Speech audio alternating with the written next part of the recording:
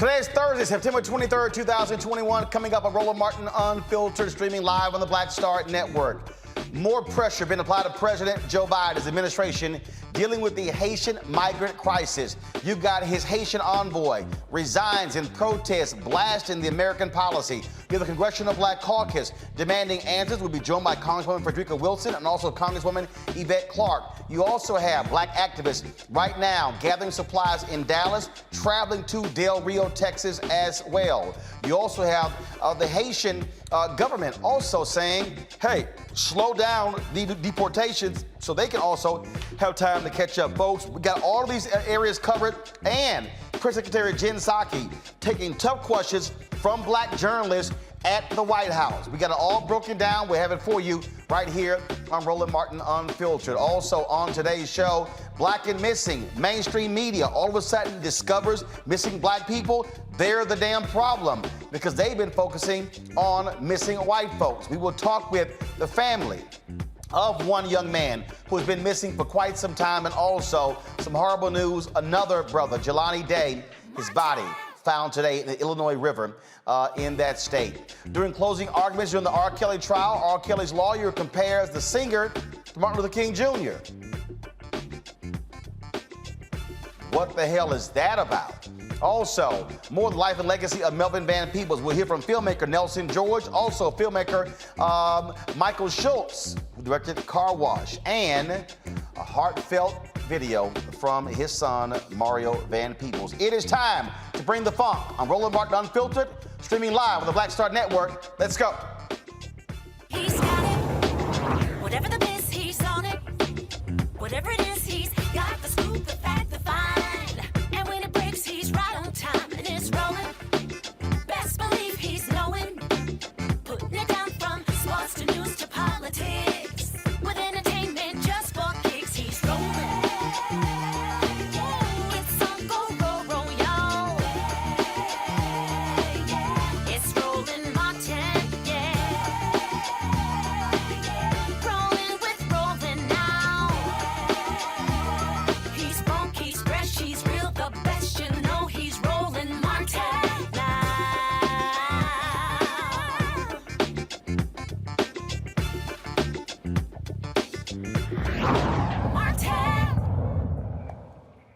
Far too many weak answers coming from the Biden administration as it relates to the Haitian migrant crisis happening on the Texas border. They continue to deport folks. They also are having more challenge them on their policy when it came to Border Patrol using horse reins to whip those individuals. The cops involved placed on administrative leave, but also what is America's policy in the treatment of Haitians? Why do we see a continuation of Haitians being treated far differently than Afghan refugees or even Cubans? We got comprehensive coverage on today's show. Joining us right now is Congresswoman Frederica Wilson, out of Florida. Congresswoman, glad to have you on the show. I have been asking that question repeatedly. We know this goes back to the administration of President Jimmy Carter as to why America treats Haitians differently from Cubans and how they're being treated right now on the border. What answers have you gotten from Vice President Kamala Harris, from President Joe Biden, from others as well? Well, it is very clear, and it has always been clear, that there's a difference between the way they treat all black immigrants versus white immigrants. So there's racism at the border. It's always been there. And as the Congressional Black Caucus moves forward, we're trying to address that. Right now, we are demanding that all deportations to Haiti cease. Stop right now. No one needs to be deported to Haiti. Haiti cannot receive any repatriated people at this time. Haiti is not in the condition to receive anyone. And I see them moving people now on the airplane, going back to Haiti. Many of them do not even know that they're going to go back to Haiti. They have not just left Haiti. They have just left Chile. They've left other Central American countries, and some of them just speak Spanish. So this is 10 and 15 years ago, and they're repatriating these people to Haiti, and it must stop now. I am pissed. That's my new word.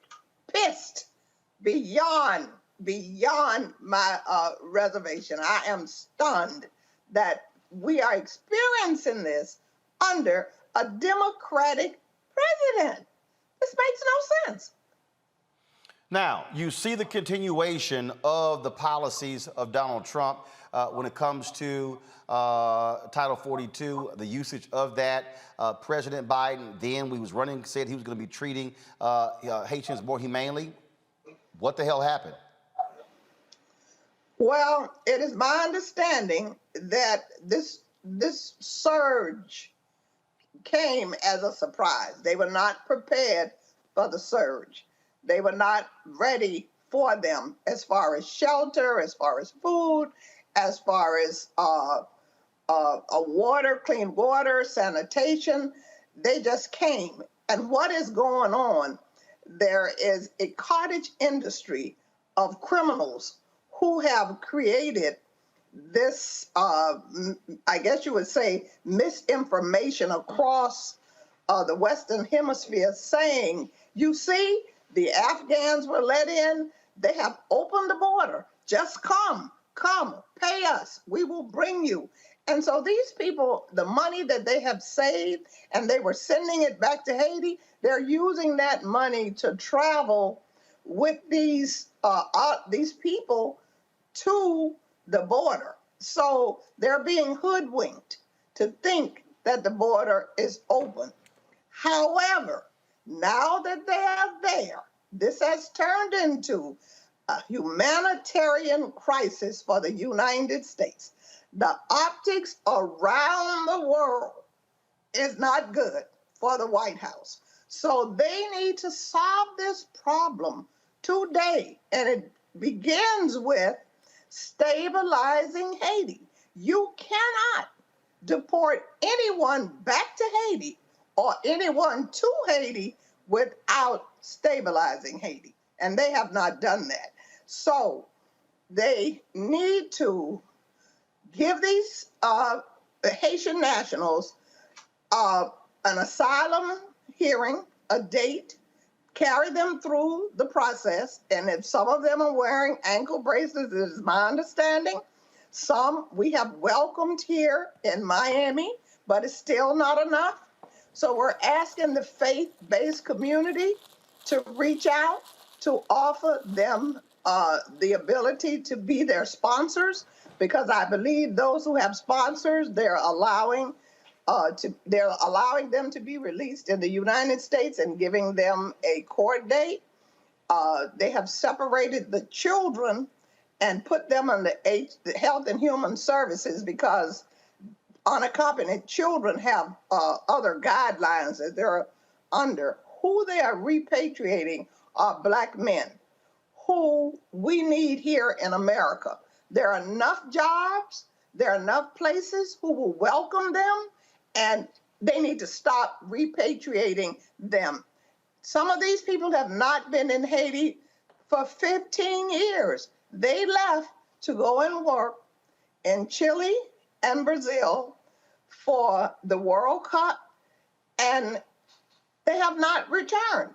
So when those jobs dried up, there was racism in Chile, racism in Brazil. So they didn't have any jobs. And when they began to get this information that they could come to the United States, the border was open, they started on this trek. And it's 4,000 miles from Chile to the border where they are. So this is a crisis. It's a humanitarian crisis, and it has to be solved today.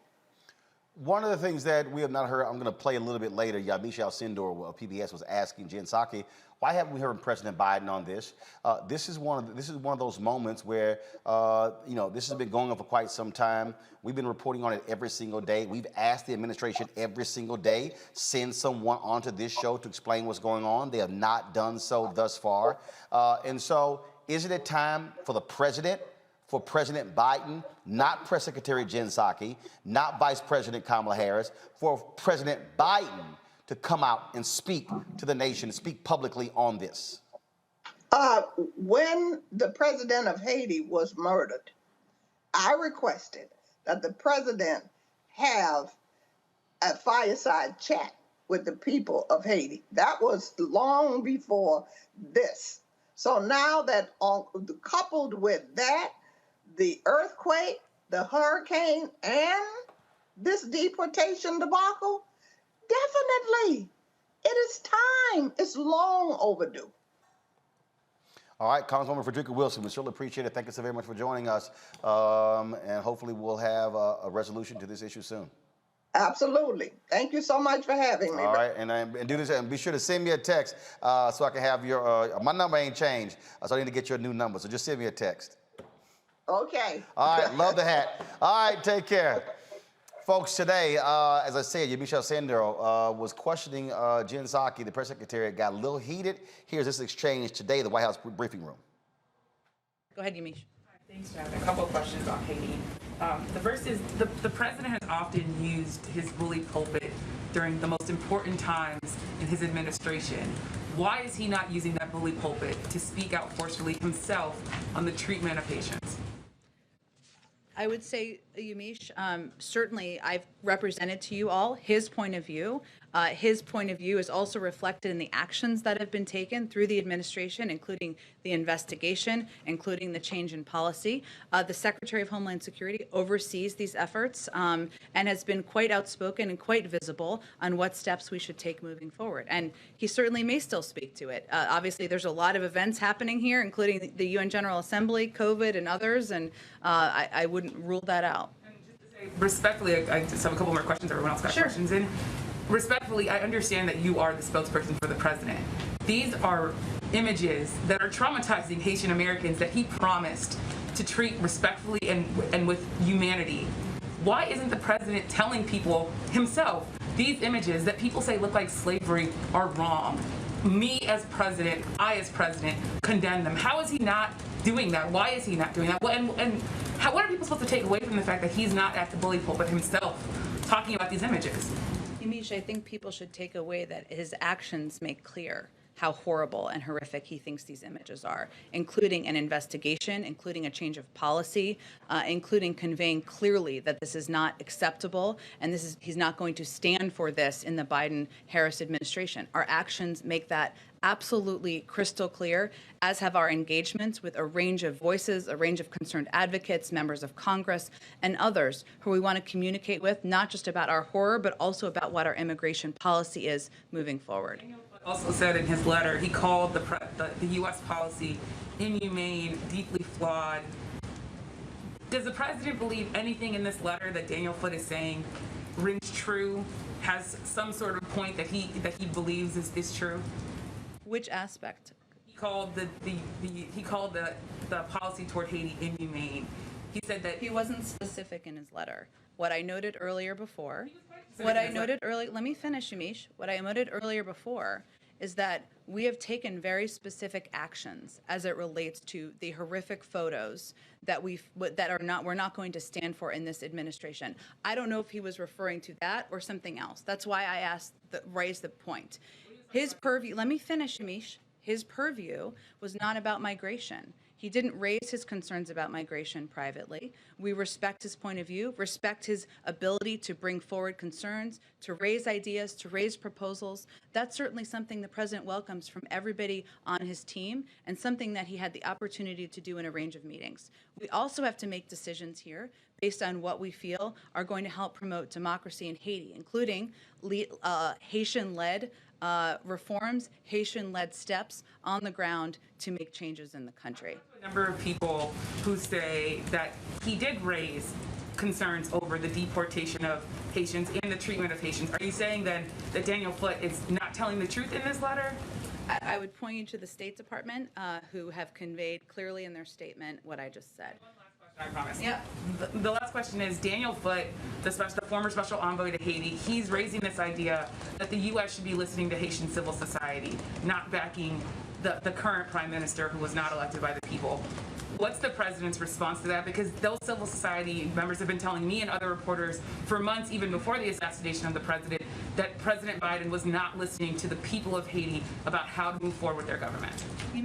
We support a Haitian-led process charting the country's course through the current political situation. We don't back any one political group, and we continue to encourage all political stakeholders to engage in dialogue and find solutions together. And that has been our objective through all of our policy process making throughout the course of this, in addition to providing a range of assistance, training to people on the ground. Go ahead.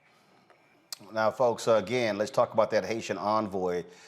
In his resignation letter to Secretary of State Anthony Blinken, Daniel Foote says the inhumane and counterproductive decision to deport thousands of Haitian refugees have led to his immediate resignation. This is the letter here that he lays out. First of all, I don't want to go to that first, folks.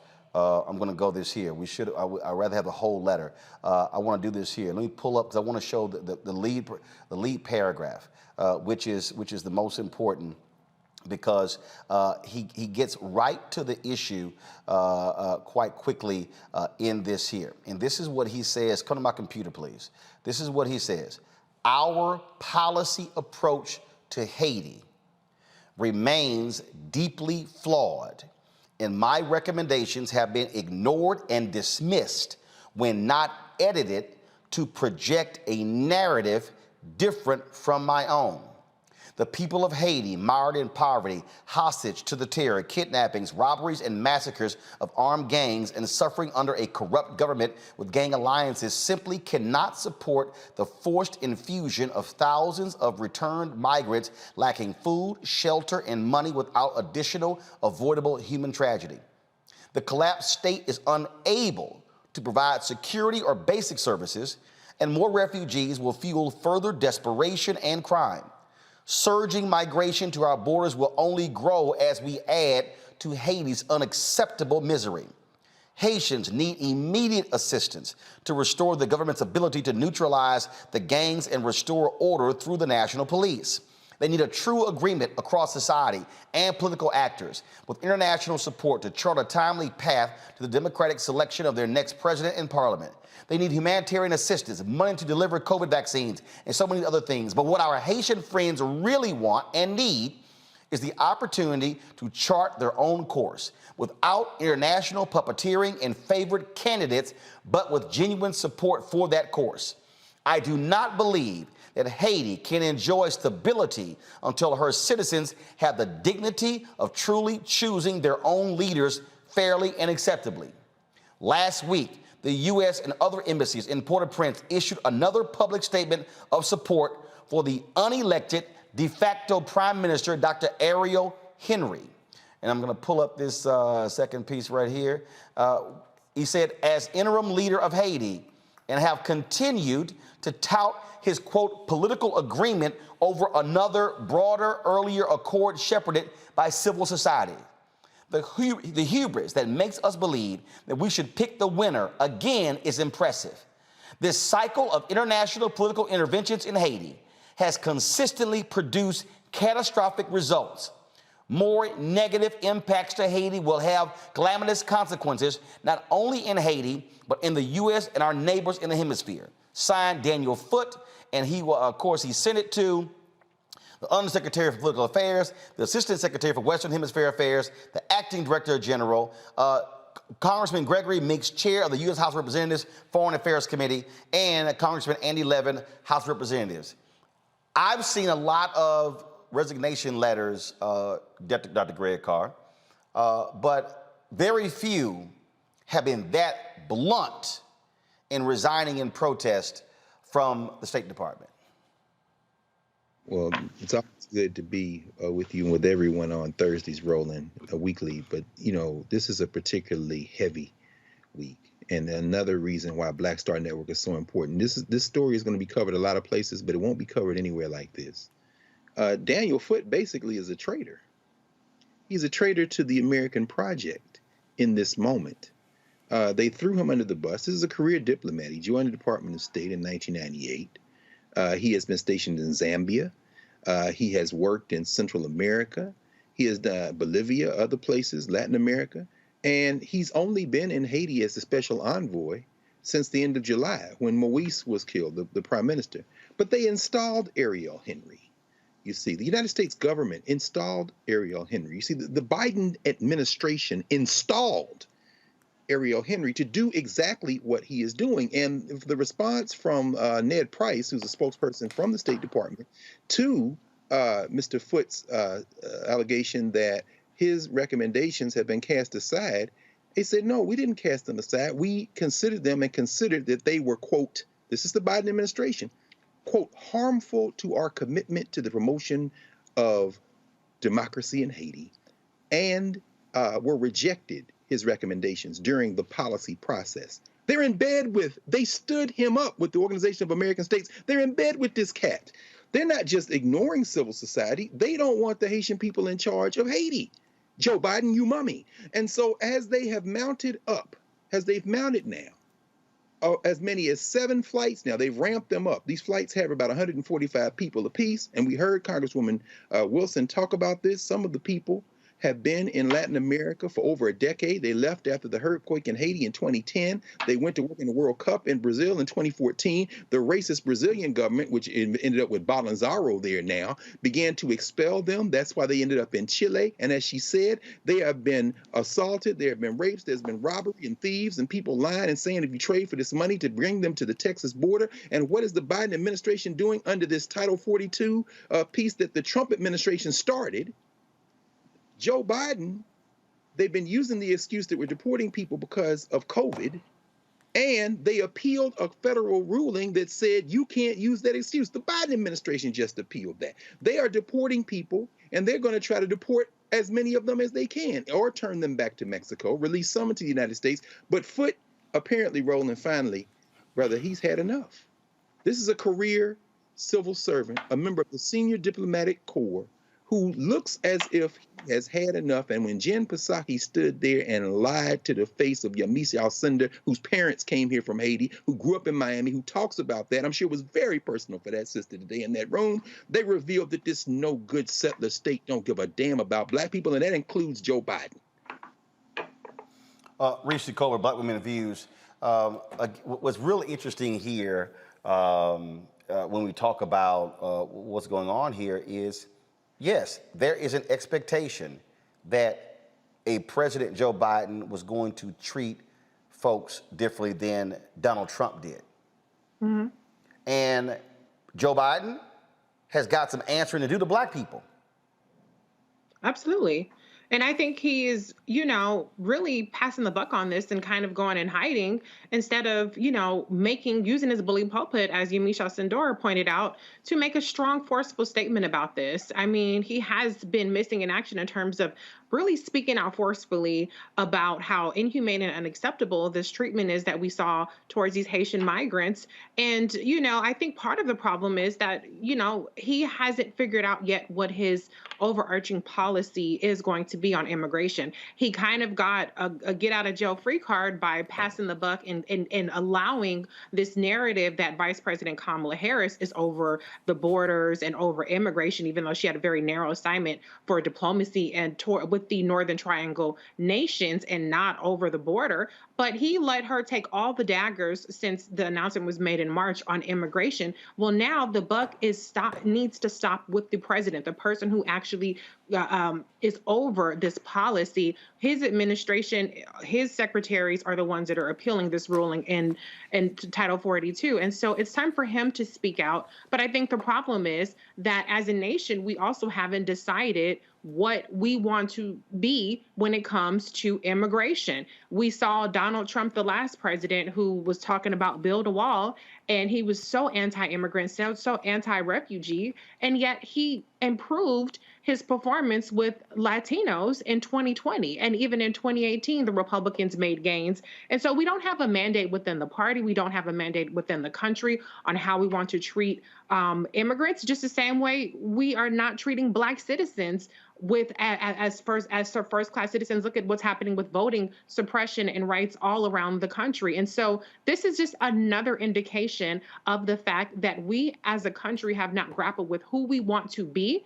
And as a result, we continue to be who we have always been, which is inhumane, treating Black people, whether they're immigrants, whether they're Black citizens as second class citizens, and inflicting more pain and horror. And there's absolutely no reason to be, quote unquote, repatriating Haitian migrants and refugees back to a homeland. It's their original homeland, but places they have not been for over a decade. So there are so many flaws in this, but I also have to point out, I know people don't want to hear about logistics and facts, but there is a logistical aspect here that needs to be addressed as well. Maybe this is something that Congress can work on. The fact of the matter is there are over 300,000 open asylum cases. These are people that have already passed the first threshold that are working their way through the system. They only approve about 30,000 a year. At the rate of approval, it's going to take 4 years to get through all of the open asylum cases. You have over 1 million quote unquote open removal cases where they've determined that these folks need to be deported.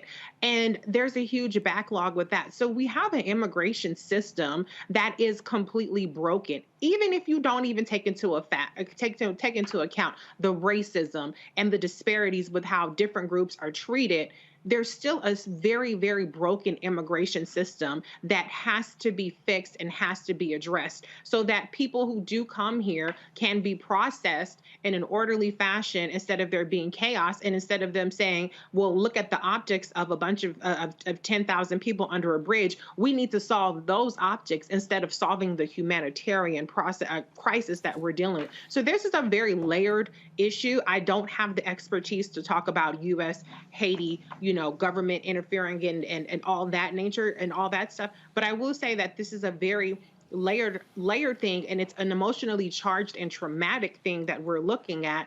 But there are so many issues that need to be addressed that aren't even a part of the conversation yet. Before I go to you, would you and my Congresswoman Yvette Clarke of New York. Congresswoman Clarke, glad to have you here on Roland Martin Unfiltered. You represent a number of Haitians in your district, a number of Haitian Americans. What are they saying to you? What are you hearing from them regarding this crisis on the Texas border? Roland, they are distraught, but they are not dissuaded. They are energized to do whatever they must do, what we must do to make sure that, one, there's accountability with the Department of Homeland Security and Border Patrol, but two, most importantly, that the Haitian migrants are given the same due process that all other migrants seeking refugee status, asylum in the United States are afforded. We are very focused. Of course, it is a traumatic thing to watch people of African descent, Black people, Haitian people treated in the way that we have seen. We know that this migration is a culmination of a number of very complex situations, and it is up to us as Americans to stand up for the creed that we are accepting of all people in our nation, that asylum is something that has been at the heart of who we are as a people. So my constituency, while disappointed, while very just angry and distraught over what has transpired, are energized to make sure that there is justice at the end of the day. This is, of course, Democratic administration. Bottom line is, if this was Donald Trump, folks would be raising holy hell all up and down. As far as we're concerned, there's no difference. How these black migrants are being treated is wrong, and President Joe Biden needs to say something. He needs to be seen speaking. We've heard from Vice President Kamala Harris. We've heard from Press Secretary Jen Psaki. We've heard from CBC members, Congresswoman Joyce Beatty, the chair, and so many others. When is he going to say something that speaks to this issue? Because he pledged to treat migrants humanely when he was running for president. Well, now he's in the office. Well, it's my hope that he's hearing the outcry of the people. Certainly, we went to the White House to make it plain to them, we being members of the Congressional Black Caucus, me being the head of the Immigration Task Force, co-chair of the Caribbean Caucus and co-chair of the Haiti Caucus in the House of Representatives. I've made it unequivocally clear that what we have experienced as people of African descent was amplified in terms of the marginalization and brutality against Black bodies that we witnessed with this these Border Patrol agents. We have asked that these Border Patrol agents be held accountable, and as far as I'm concerned, that means dismissed, and that there are a whole host of other actions that need to be taken by this administration. So we recognize that this was a digression that can be overcome. Right now, we've asked for the halt of any more repatriation of Haitian nationals back to Haiti. And again, that there be due process for those who are seeking refuge and asylum in the United States of America. I've seen the administration begin to move in that direction. I'm holding them accountable each and every day. As you know, we want accountability, we want transparency, and most of all, we want our people to be treated with human dignity. Congresswoman Yvette Clarke, we certainly appreciate it. Thank you so very much for joining us. Thank you for having me, Roland, and thank you for being on top of this issue, as I know you would have been. But this is something we cannot abide with as Americans, as African Americans, as Black Americans, and in my case, as a Caribbean American. This strikes at the heart of who we are as a nation, and this will not be the final word. There's much more that needs to be done, not only for these migrants, but for the island nation of Haiti. And I intend to be on the front lines and leading that charge. So thank you once again, and I appreciate the attention you're giving to this issue, Roland. Thank you so much. I appreciate it. Thank you so very much. All right, Faraji Muhammad, your thoughts on all of this. It is certainly increasing. It's a problem. We're seeing this all across. We're seeing, of course, activists work to pull together resources. They're doing that in Dallas as we speak. We're going to try to get Tamika Mallory, Reverend Freddie Haynes on the line as well. They're going to be driving supplies and resources down to Del Rio. I saw Pastor Jamal Bryant and others are going to be heading down there as well. Biden administration has got a problem, and I don't know who the hell is advising them, but they better fix it real quick. Oh, no doubt, Brother Roland. And this is why it's important for us to even have this conversation, because one of the big questions I was going to, would ask any Black political leader, whether it was Representative Wilson or Congresswoman Clarke, is what should the average Black American do right now? What should be done? Because I see Jay Morrison, other folks are talking about hitting the Del Rio. What about those of us at home? How do we help? How do we support? How do we get involved? How do we offer our, our services or whatever that can be done? I think that's a big question for us to create the sense of camaraderie, brotherhood, and sisterhood among the people.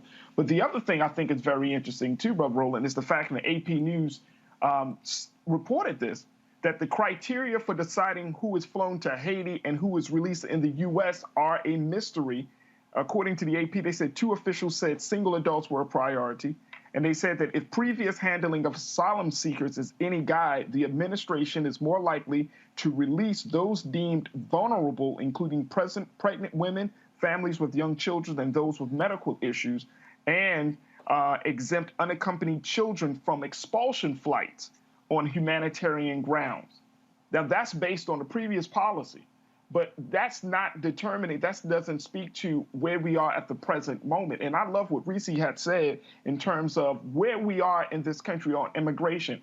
We know that there is a deep, deep level of racism when it comes to immigration in this country that we afford to white immigrants and migrants versus black immigrants and migrants. And I think that's the problem. I think that's the problem. But we can't talk about that longstanding issue right now because we got thousands of people living under a bridge in Texas.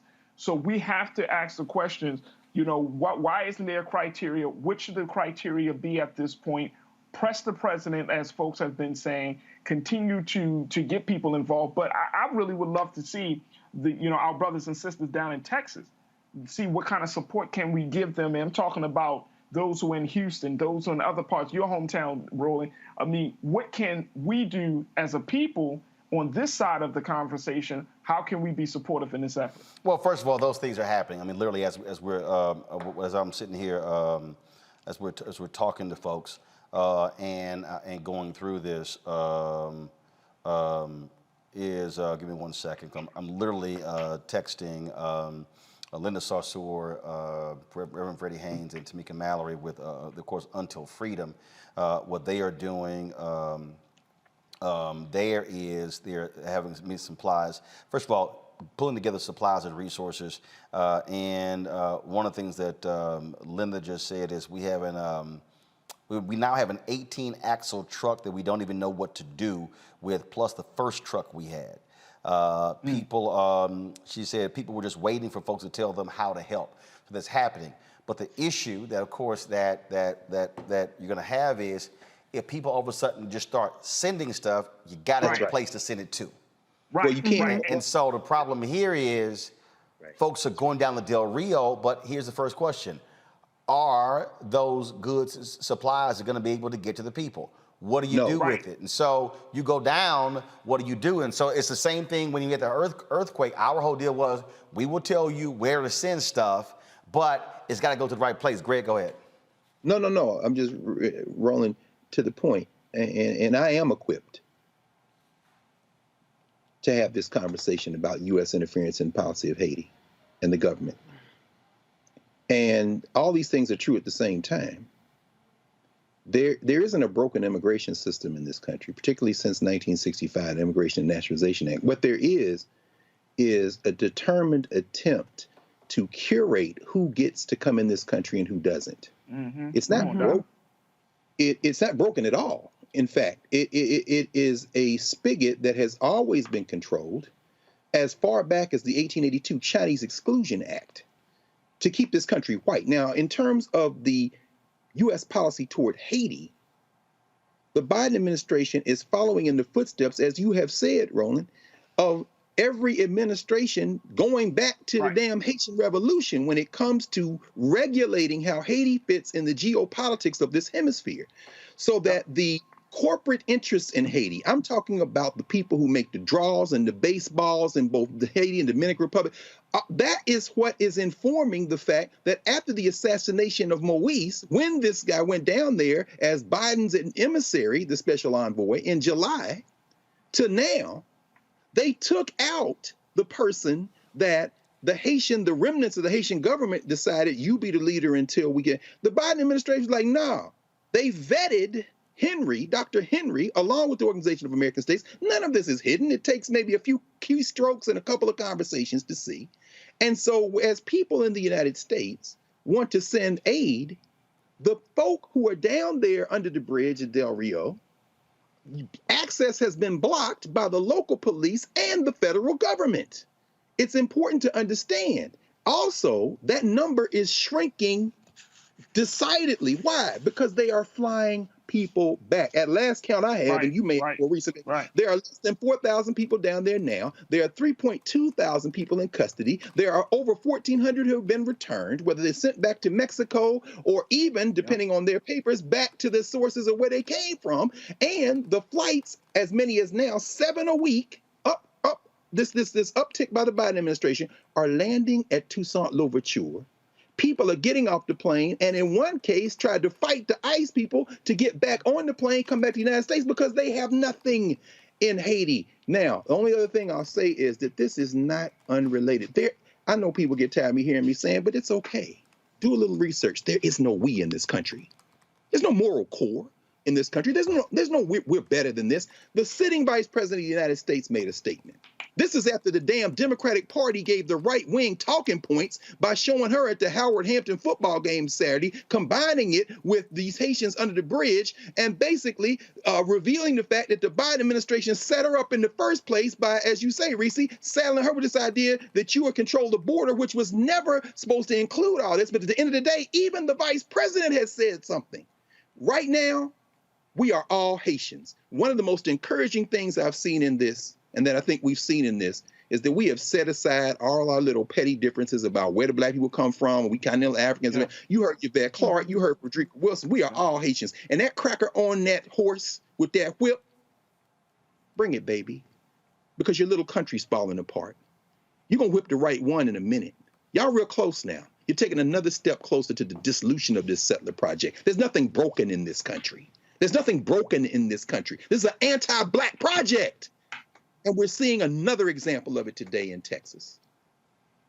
Well, when you talk about how this view of whiteness, and I've told y'all about this white supremacist Charlie Kirk, big-time Trump person. Listen to what he said about what should be happening with the border dealing with Haitians. Listen. Of course, that's a lie. We know that's not true. You have pictures of people that have pieces of paper that says, please help us. I do not speak English. What bus do I need to take? Thanks for your help. As they get released into the interior of the United States. Bill Malhusian is saying they are releasing entire family units into the United States. Now, some people are saying I'm being too harsh on Texas. Well, Texas, whether they like it or not, are front and center, smack dab in the middle of the great question of our time, which is, who runs the country? What do you do when you start to have a apathetic tyrant, now apathetic when it comes to immigration law, but very engaged when it comes towards forcing vaccinations? What do you do? I know so many amazing patriots in the great state of Texas, and I love Texas, that have been waiting and are willing for this moment. Deputize a citizen force, put them on the border, give them handcuffs, get it done. Sure, that's dramatic. You know what's dramatic? The invasion of the country. We're going to talk more about that. We're going to talk about how the other side has openly admitted that this is about bringing in voters that they want and they like, and honestly diminishing and decreasing white demographics in America. We're going to say that part out loud because so many people in the corporate media are afraid to talk about it. Charlie Kirk here. Check out the Charlie Kirk Show podcast. Be right back. No, Charlie, we aren't afraid to talk about what you white nationalists have been saying and want to do because we've been calling that out. First of all, let's just be clear. You can't blame what's happening with decreasing white folks on migrants. Y'all the ones who stopped screwing.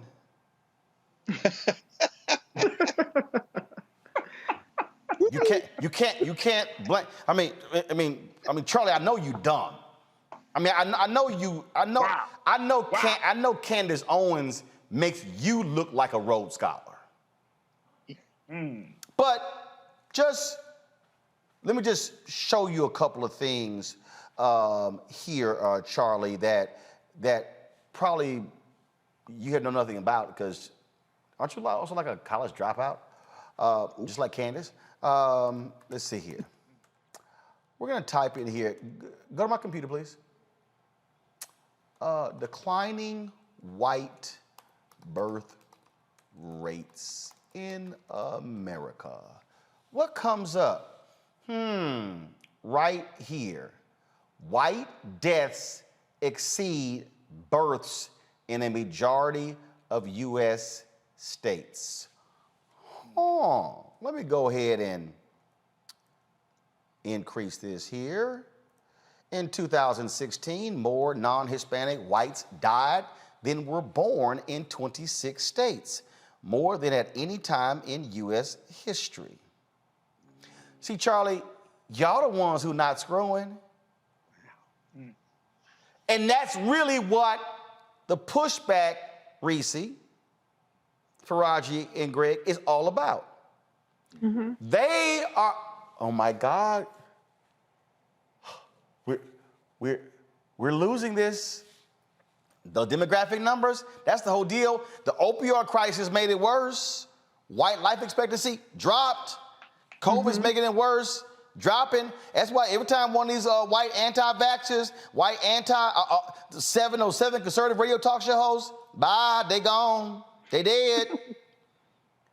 Right.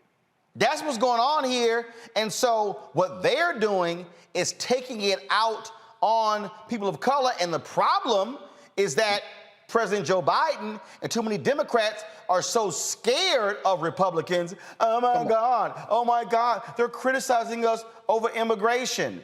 Oh, then you have this white nationalist, Tucker Carlson, on Fox News, leading the charge every single night, saying stuff like this.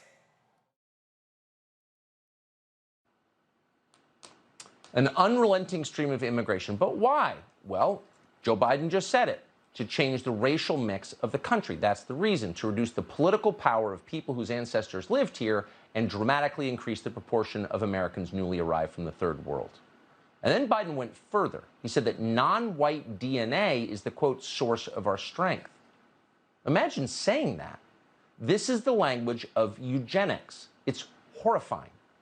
But there's a reason Biden said it. In political terms, this policy is called the Great Replacement, the replacement of legacy Americans with more obedient people from faraway countries. They brag about it all the time, but if you dare to say it's happening, they will scream at you with maximum hysteria. And here you have Joe Biden confirming his motive on tape with a smile on his face. Legacy Americans. Go ahead, Faraji. What is he talking about? I'm blown away. I'm blown away by this whole thing. But, I think that, this whole idea that this is a mass, as Tucker Carlson saying, mass movement to decline the white population, this is straight out of something, this is white paranoia, this is white fear, because America is coming to a reckoning, and this whole country, this whole world is coming to a reckoning that white supremacy is dying, and you're seeing people rise up. No. That's a mistake we make. White supremacy is not. No. White supremacy is not dying. More whites are dying. That's a difference. No. And here's why I say white supremacy is dying. The belief in white supremacy is dying. That is, people are starting to rebel against that idea of this. Black people, brown people across this country, across this world. Here's the no. See, no. Gotta correct you, my brother. Here's why. Go ahead, Here's why. By 2043, okay, America will be a nation majority people of color. But that's 53% Black, Latino, Asian, Native American, 47% white. The problem is you have an increasing number of Latinos who are identifying as white. They are identifying as white right now. No, hold up. No. You also have Brother Roland, you also have an emerging number of Latinos and Hispanics who are pushing for not an identification with white, but they want to be placed in a different category, in their own independent category. I'm telling you, here's the deal. We're seeing it play out in Texas right now. In the last election, you had some Texas counties that were Hispanic counties saw a 200 to 300% increase for Donald Trump over Joe Biden. Well, Sure. follow me here. Follow me here. What I'm saying is this here. Reese raised the point earlier. How in the hell you saw an increase in Latino voting for Trump over Biden? It's because we got to deal with it. You have an increasing number of Latinos / Hispanics, depending upon what part of the country you're in, who identify as white values, white view of America, and don't feel for us. And so when we talk about black and brown coalition, we got to understand. And of course, I have seen this with my own eyes and my experience in Texas. There's a difference between somebody who is from Mexico, there's somebody from Peru, there's somebody from Venezuela, somebody from Nicaragua, somebody from Colombia. And so the values aren't the same. So you got some folks who come over here and like, nah, I'm white. But for that contract and for college, I'm brown, but I'm white. So there's a dynamic at play here that we got to own up to.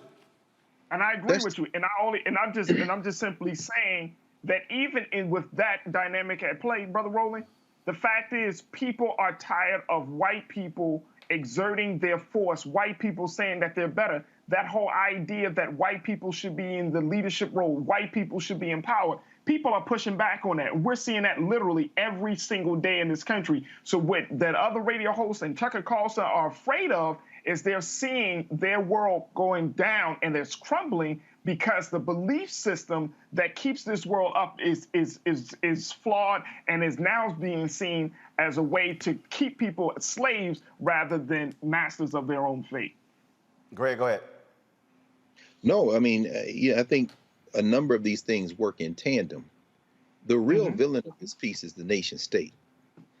Anytime you begin to parcel out rights and resources based on where you came out of your mother's womb, in other words, the concept of citizenship, you then enter people in a version of the Hunger Games. So we'll have a majority non-white country, but white people will then become the largest minority group in the country. And what holds whiteness together is anti-blackness. The hope for this country, and I don't have very much hope for it, and that's okay because I have hope for humanity. We have to understand nation state is a recent phenomenon in world history. But the hope for this country would be to ultimately abandon race logics. Charlie Kirk, who I would love to meet at the border, if he had the manhood to screw his little courage up and grab a whip and join him, I would love to join him down there and have a nice little dialogue. It would probably last about maybe the seconds it would take for me to erase all his bridge work with my fist. But we know he's not going anywhere near the border, so that would never happen. Charlie Cook and Kirk and the youngish-looking Tucker Carlson know very well that what they're doing is rallying the only thing that brings whiteness together, which is anti-blackness. And they're doing it exactly as you said. This, to quote Francis Cress Welsing and others, the public enemy, the fear of a black planet. Now, at the same time, there is nothing, as you said, Roland, there's nothing binding those who speak Spanish together. So, as you said, that caravan that left Latin America and came through Central America over those thousands of miles Representative Wilson talked about included Venezuelans, included some Cubans, included folk from other countries in Latin America, in addition to Haiti, included Dominicans. Dominican Republic and Haiti absurdly on the same island, but they were divided by a white nationalist project, this international, notion of whiteness. But the reason I'm bringing it all together is once you reach the United States, you acquire, if you can get it, a version of enhanced humanity that we call citizenship. This is the problem. It's not just a U.S. problem, it's a global problem. Once you become or have access to American citizenship, you will do anything to preserve it, maintain it, and extend it because it comes at the expense of other people in the hemisphere and in the world who have citizenship in these other imaginary places we call nation states. So you will have Cubans, white Cubans for sure, but increasingly non-white Cubans who will say, if my citizenship will be preserved by voting this way, I will. It isn't just values, although a lot of people who speak Spanish are Catholic. If you are in Texas, as you've just told us, you don't even have to be a white Hispanic, so to speak. You could be a Hispanic who thinks it will benefit me if I can get to point the finger at somebody else and thereby get them to stop looking at me. This is the zero-sum game of race. And so what we're seeing now, is a tipping point. We're in a country that never had a we. It isn't a nation. There are many different people in the borders of this nation state negotiating for themselves and the groups they come from to avoid last place, to use the work of the anthropologist Randy Mattori. But this moment, when you see this white boy on this horse, and Maxine Waters evokes enslavement, and Yamiche Alcindor goes after Jen Psaki, and she should have went after her with more barrels than she did. When Kamala Harris, who we can debate policy decisions, comes out and speaks as the sitting vice president, and the president of the United States is silent because he is still chasing them 3 imaginary white voters who are not going to return the Congress to the United States to the Democrats in 2022, and he's going to lose the election in 2024 because the white party is unified around anti-us, and we are not unified because there's no logic in this country that unifies the non-whites because we're all too busy trying to avoid last place. This thing is headed for a fracture. And the thing here, Reese, when it comes down to politics, and I asked, you're going to hear in a second when I talk with Congresswoman Karen Bass, Democratic Party, you think you're going to hold on to the House and the Senate in 2022 without black people? Come on. Oh. Come on. I don't know, Ron Klain, Chief of Staff, you might want to wake up. If I'm Susan Rice and Cedric Richmond, I'm walking to that Oval Office saying, say, bro, do you understand what you're doing? Yeah. No George Floyd Justice Act, no For the People Act, no John Lewis Act, this Haitian issue here. Oh, you asking for an ass whooping. Reese, go ahead before I go to break. Yeah, I do not look forward to 2022 and having to make the argument again, please vote like your life depend on it, blah, blah, blah, when we're back in the same situation of not having results to show for it and only being able to show that it would have been worse had we picked the other guy. So there has to be some sort of come to Jesus moment. There has to be a reckoning. The Democratic Party has to figure out its identity and stick with it on immigration. And that identity cannot be appealing to white nationalism. To the point about white supremacy, there are plenty of people who are foot soldiers of white supremacy that are not white. Tim Scott is the one who tanked the George Floyd Justice and Policing Act along with Manchin. We have the new Florida Surgeon General is a black man who just got rid of mask mandates and even quarantine mandates in schools. And so there are plenty of black people that we can identify that are foot soldiers of white supremacy. To Dr. Carr's earlier point about the we with black people on this Haiti thing, I think that the images are so jarring and they're so transferable from something that's specific to Haitian migrants experiencing and something that enslaved peoples in the United States and black people in the United States have experienced, that there is a shared trauma there. But I do have to point out that one of the most divisive and effective tactics that's been used to divide black people and degrade our political power is, I won't even name the name of the organizations, but y'all can fill in the blank. But they have used xenophobic descendants of slaves as opposed to immigrants. They've even been against and now people. all of a sudden they trying to sit here and cape for Haitian migrants. I'm like, sit y'all ass down.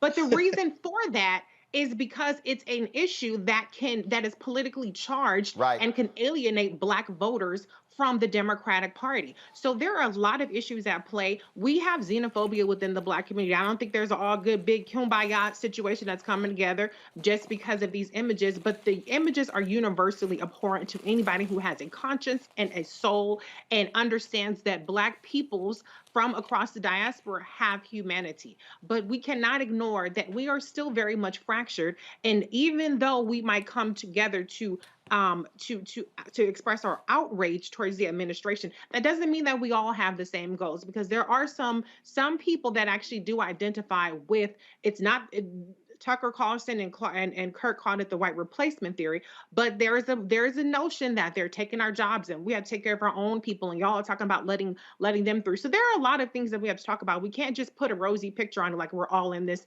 together and we're all united. We have to deal with those issues within our community as well, so that we can really harness our political power so that everybody in our community benefits.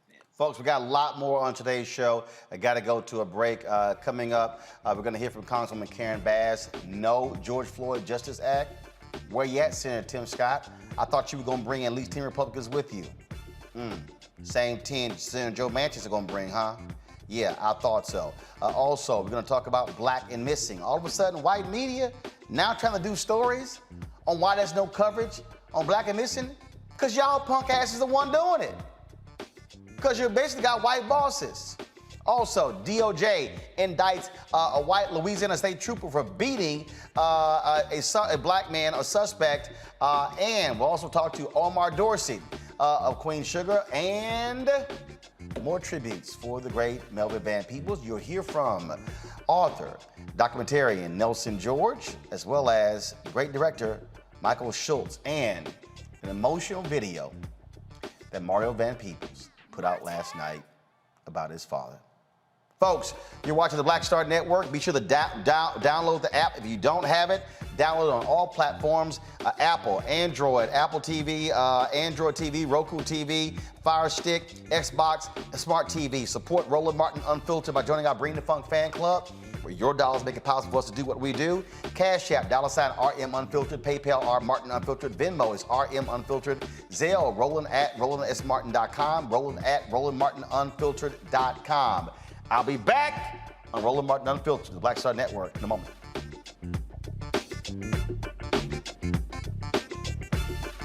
I believe that people our age have lost the ability to focus the discipline on the art of organizing. The challenges, there's so many of them and they're complex, and we need to be moving to address them.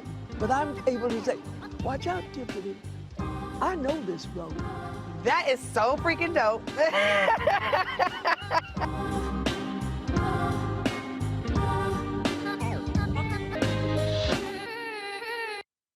Time to be smart.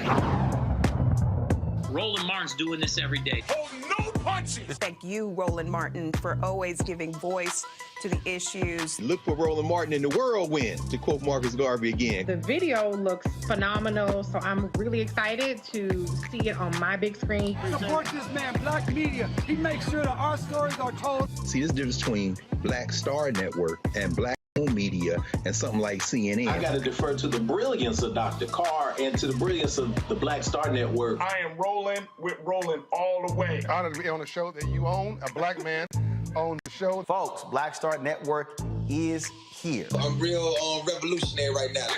Roland was amazing on there. Hey, Black, I love y'all. I can't commend you enough about the platform that you've created for us to be able to share who we are, what we're doing in the world, and the impact that we're having. Let's be smart. Bring your eyeballs home. You can't be black-owned media and be here. You dig?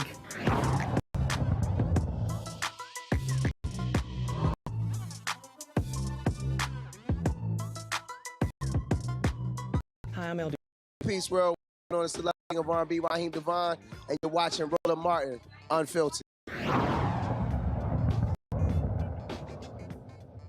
The Department of Justice have indicted a former Louisiana state trooper for excessive use of force against a black man. Brown charged with a single count of deprivation of rights under color of law. The indictment alleges that on May 30, 2019, Brown assaulted a gentleman by repeatedly striking him with a flashlight. If faces a maximum sentence of 10 years in prison, 3 years at least, up to $250,000. Now, folks, these are the sort of things that Congress, Georgia Police Reform Act. Remember, President Biden, he wanted to set that into law by the anniversary of the death of George Floyd, the one-year anniversary. That was in May. It passed. Democrats and Republicans have been negotiating. Senators Senator Tim Scott have been going back and forth, had lots of conversations, lots of negotiations going on between the two. Well, guess what? Nothing has happened. Senator, there's no deal. Senator Tim Scott said he is disappointed for the lack of willingness to compromise. Listen to this. Negotiations come to an end. I am disappointed about it. I've spent several years working on it, and frankly, the amount of misinformation is remarkable from the other side of the aisle. It is disappointing without much of a question. Senator Warren said this morning that talks aren't over on their end, but I know you said that they were the ones that were here. Yeah, I mean, the concern, of course, is that what they'll try to do is find some executive order and backsliding in reconciliation and a very partisan, and that's unfortunate. And likely, they both in their statements made it very clear that they're looking for a way to do this from a partisan perspective, unwilling to negotiate on behalf of the communities that need help the most. They're going to find a way to shove it into something in a very partisan. Pursue executive order in a partisan fashion. You mean like executive order that you agreed with? That same one, the one you agreed with under Trump? That's quite interesting. Earlier today, I talked to Congresswoman Karen Bass, who was involved in the negotiations on this. She has a different take than what Senator Tim Scott just said. Listen to our interview. All right, Congresswoman Karen Bass of California, glad to have you here. I hate that we don't have good news. We had before, there was a lot of hope that we're going to have the George Floyd Act become reality. What happened? Well, I think, Roland, it was a question of never being able to get to yes. The Senator Scott, really a lot of it hit him because he's going to deliver the 10 Republican votes. And Senator Booker, compromised. He went off and negotiated a deal with the Federal Order of Police because Senator Scott said, if you can show me you can get law enforcement support, I'll be open to it. And unfortunately, once it became public, the unions started going after each other, and that blew that up.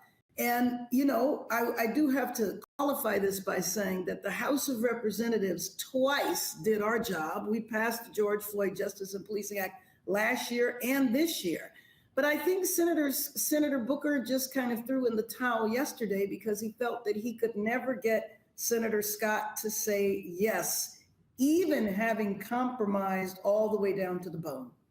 So, look, there are a lot of us, frankly, who said we had no faith there were going to be 10 Republicans. Now, you had Senator Tim Scott and Senator Graham telling others, they could bring 20, 25 along. And so the proof is in the pudding.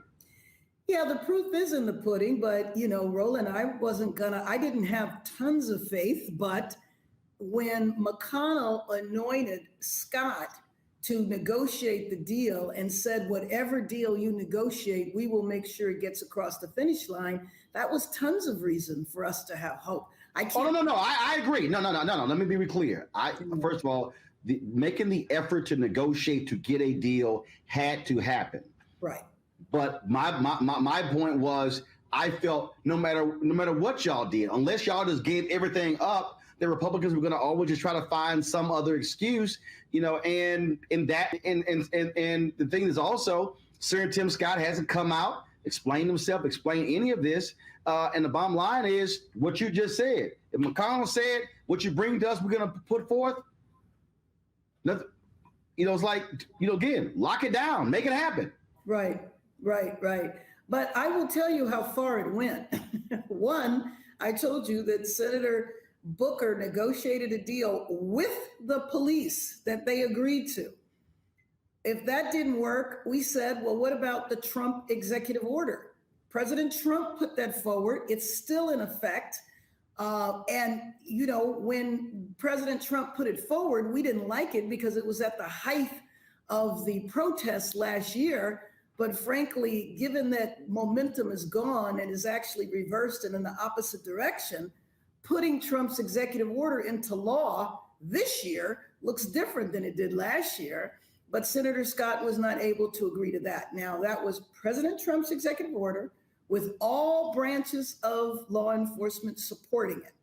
And so if you can't even agree to what is already in existence, then at that point you have to say that this is over, which is what Senator Booker did. So here's the dilemma that that Democrats are in. Democrats control the House. The House, as you said, passed it twice. The Senate did not pass it, but Democrats have but it's a 50-50 tie in the United States Senate. Democrats have the White House. I'm already hearing from people who have said no George Floyd Justice Act. We've seen what's happened with the Haitian and Texas border. No For the People Act. I'm hearing people say, I'm not going to be excited and interested in going out there and voting next year. This is going to have serious ramifications for Democrats to keep control of the House and the Senate in 2022. So, what are you telling the White House? What are you saying to, Majority Leader Chuck Schumer that, look, folks, understand, Black folks are not just going to sit here and look kindly on nothing actually getting passed? You couldn't be more right. I mean, this is a devastating loss. The most important thing to me is the fact that an average day, 3 people die at the hands of police. So if you think about George Floyd's murder to now, you're talking over a year, there's probably been around 1,000 deaths involving officers. Now, I'm not saying all of them were like George Floyd. Some of them might have been appropriate in the sense that people might have been in the middle of a violent exchange. But without any transparency, without any accountability, with 18,000 police departments policing in 18,000 different ways, it's really something that we were not able to bring about this change or voting rights or any of the other initiatives. We have to spend the time and help people understand that the problem in the Senate, as you well know, is that having majority is not enough. You have to have supermajority. But I believe at some point you have to look at that and say, if we're in control of the rules, then maybe we need to change the rules. What's next? Now we're hearing, President out of the White House, President Biden may take action utilizing executive orders. We asked that. We called on the administration to use its power to the fullest. I will tell you that the administration, in particular, Susan Rice, the chair, the head of the Domestic Policy Council, Cedric Richmond, were helpful every single step of the way. They provided advice, they provided support, and frankly, they had wanted to move much, much sooner, and we asked them to wait. So now that we have officially declared the negotiations over, we are calling on the administration to use every ounce of their power to move the needle forward. We might not have been able to pass legislation, but the administration can act. The administration has already acted by issuing instructions to the Department of Justice, or the Department of Justice rather, issued instructions around chokeholds, around no-knock. You know that the investigations are going on. All of the stuff that Trump shut down is now back in effect, and the administration is acting aggressively. I hate to put all of the emphasis there, but until we can pass meaningful legislation, we have to use the power that we have, and that's the power of the administration. Now, when it comes to people voting next year, we need to talk about that. And we need to say that what we were able to get done, or what the administration was able to get done, in the absence of our ability to act. Well, it's unfortunate that we sit here. There was tremendous pressure. There were people out there in the streets. But this is also what I've also said is that the activism, that pressure, has to continue. And frankly, I think Senator Tim Scott owes America an explanation as to what happened. Well, I would agree. I do think, though, that the lesson to be learned from this is that it's most important to push legislation at the height of the momentum. And if we had been able to pass legislation in the Senate last year, when there were hundreds of thousands of people in every single state and countries around the world, it would have been a lot better. Again, the House did our job twice. It was the Senate where things died. And that is all too often so issues that folks care about. Unfortunately, the public only sees who's in charge and says you failed, as opposed to those nuances. And so, Councilwoman Karen Bass, I do want to just give you an opportunity just to share your thoughts on what's happening on the board. There's lots of pressure being turned on President Biden, his Haitian resigns, blasting the American towards Haiti. Just on that. I mean, I think it was absolutely atrocious. I mean, I looked at those, the footage of the officers on horseback whipping the migrants, and I hope that an investigation quickly, that they are prosecuted if need be. And I do think that if those people are seeking asylum, then we need to treat them accordingly. So I worry about the mass deportation of people to a country that they haven't been in for years. Remember, folks did not get to Mexico, did not get to the border in a Haiti. They came to South America. Some of them had been in South America for in Haiti, where there's Absolutely. Well, we keep continue the pressure. I've been asking for the administration every single day to have somebody come on my show to explain what's going on. I still need to explain to me why they get away with detentions compared to Cubans, why we're accepting refugees, but we're turning our back on Haiti. And no one's in the administration seems to want to give an answer. And we're going to keep question and trying to get somebody to answer. I got that. I appreciate it. Thanks a lot. Yeah, you're welcome. Thank you. All right, have a good one. Bye. Oh, man. It is unfortunate that we're not going to see the George Floyd justice passed. And Senator Tim Scott, you owe the nation what you said. Folks caught up with you in the hall to say Democrats did not accept compromise. Okay, do that. Or do you make Senator Tim Scott not able to some votes according to Congresswoman Karen Bass? Senator Cory Booker negotiated with the Fraternal Order Police. Democrats compromised on a whole lot of different areas. Scott couldn't deliver. No, he couldn't. You know what's so funny? I love that energy, man. I love how you on that laugh. That laugh. You know what? I want to congratulate Eugene Scott. Tim Scott things. I want to congratulate Tim and accomplished Scott, who entered that quote unquote in bad faith with one objective: to stop anything. To stop. That's why that Gould, unreconstructed Gould, McConnell sent his servant, his good and faithful servant, into that conversation. I want to congratulate Senator Cory Booker, who finally the floor of his self-respect and said no. I've given everything. I want to congratulate the people who leaked the evisceration of by Fraternal Order Police after making a quote-unquote secret deal. I want to congratulate the people who leaked it, then walked from it, as those of the Sheriff's Association and other groups, Senator Tim and young Lindsey Graham. And I want to congratulate every nationalist contingent who sent Tim with one objective and one objective only: to defend the rollers. Don't let anything happen. And when I heard finally, which is why when she left, a woman who managed the whole California legislature, the short to be vice president of the state's candidate because of her negotiating things, Congresswoman said that they couldn't even get agreed to pass. That's all you need to know. They couldn't even pass a resolution in the United States Senate to say George Floyd was murdered. And guess who voted against that resolution? Mission accomplished, Scott. Young, good job, Tim. Scott thing. Proud of you, young boy. Raji? Yeah, I just believe we're still at this place. I think this is the reason why so many of our people just have lost hope and faith in the government of the United States. Look at what this bill encompasses, what this act actually says. And I'm just going to read a quick excerpt of it. The bill enhances existing enforcement mechanisms to remedy violations of law enforcement. Among other things, it does the following: lowers the criminal intent standard from will to knowing or right to convict a law enforcement officer for misconduct in a federal prosecution.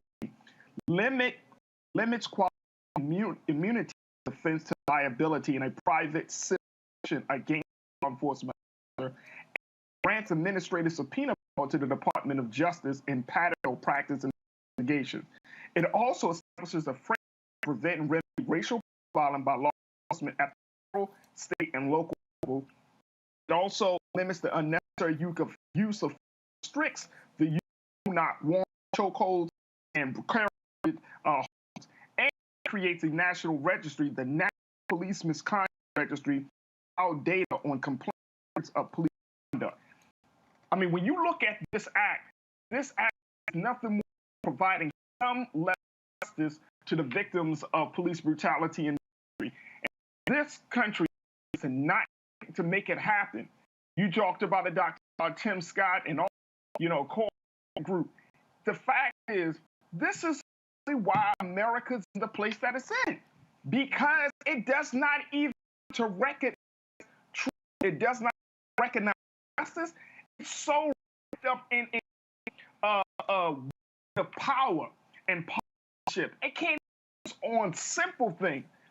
It doesn't even have a national registry of police misconduct. What's wrong with that? Qualified immunity. That's the problem. Police should not be civilly liable when they kill somebody. Why not? Why not sue a doctor? Can't you? Can't you? This is absolutely and for us to be in this place in 2021 after all people say, oh, it is the reckoning of a man. No, it's not. A reckoning. Same damn thing. Nothing. I can't. Yeah, I think example of how Senate majority, Senate majority leader Chuck Schumer, we're of the Senate caucus. They have the majority. There's no reform whatsoever. Completely got rid of the mission of the buster of the filibuster as a buster 3. But I continue to wave the flag, and it's not going to be enough to go to the voters, to the young voters, and going to some voters in 2022 and say, let's pass a bill the Senate didn't mention it, and that's the reality. People don't like political realities. They don't like practicalities and Senate process. So this is unfortunate development. So very typical of Republicans out there getting together to run around. What happened with Obamacare, where Obama gave Obama made a lot of compromise to a Republican. Democrats, how much more to endure to figure out that you don't negotiate with terrorists? They're going to figure out that Chuck Schumer step the hell and get some votes. He was in United against Trump. Now it's time to actually govern, lead, and legislate. You don't want to fall. Well, we're going to obstruct the Trump administration and where votes, and they're going to say, whatever they want to pass. Actually pass Schumer. Nobody mentioned Chuck. We can blame on negotiate. Where Chuck Schumer? And it doesn't pass. They go back to VP Harris. Where is Chuck Schumer? Your tweet today is a good day to, and you ain't shit in the Senate. I want to say, Chuck Schumer, step it the hell up. If you gotta do what you gotta do. Bring your car. That's what a leader. That's what Nancy does. She has large family of entities where they want to pass. And every time comes through this, they're not going to support this. And very narrow majority gets the shit. So whatever you have to do, Schumer, you're already leader for a long time. Get it. Not inaction. Not fall back. And it's the Senate's because the Senate is their position back in 2022. I've been for a while. It's going to require a Democratic Party if Chuck Schumer figure out to get some shit with votes. That's Vice President with the tiebreaker. Reese has to get some shit done. Man, Oklahoma was facing a recommendation from the State Board of Parole. Jones was death slaying Paul. Last parole board recommended Jones to be imprisonment. Jones awaiting the Kevin the recommendation panel. 18th. All right, folks, got to go to back. Missing attention on a white body was found in Wyoming. Massive coverage. All the media outlets call that female syndrome. The media that now they're facing the people who are in all with father of a brother who's been missing, who is trying to is yet to go. Also, the organization whose focus is on African Americans who come up missing. That is next on Roland Martin Live Network. Just about folk and justice.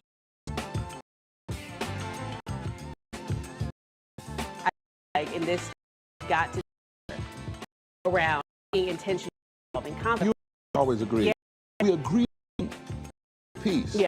Conflict is not destruction. What's going to happen?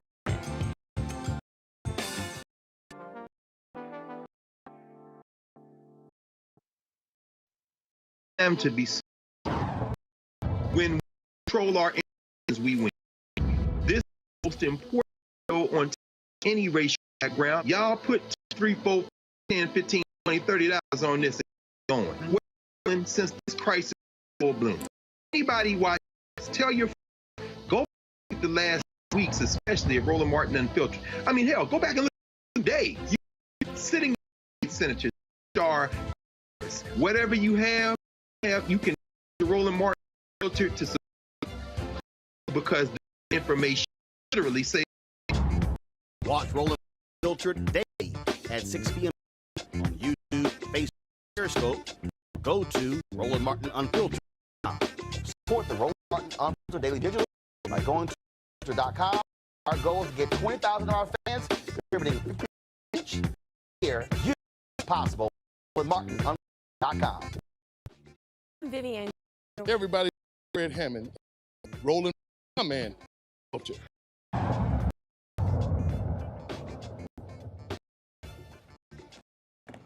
Folks, all the platforms we have used them to on who have missing. Mainstream media always those supposed to mother of Bonnie show tonight.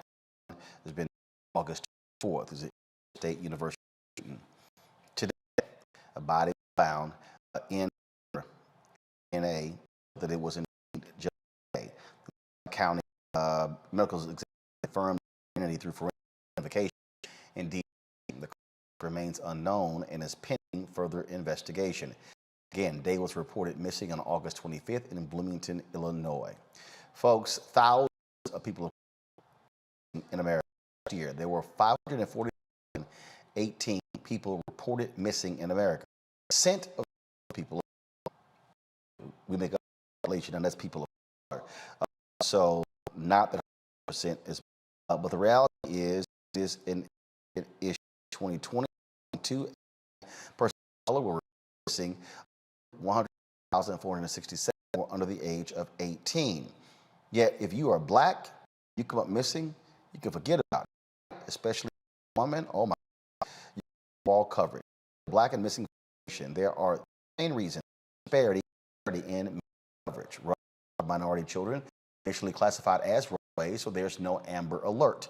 For missing minority, black and other minority adults, it is believed they have some association with criminal involvement, gangs, and drugs. Lastly, America is simply desensitized. They think missing blacks and other minorities live in impoverished conditions and crime is just a regular part of their lives.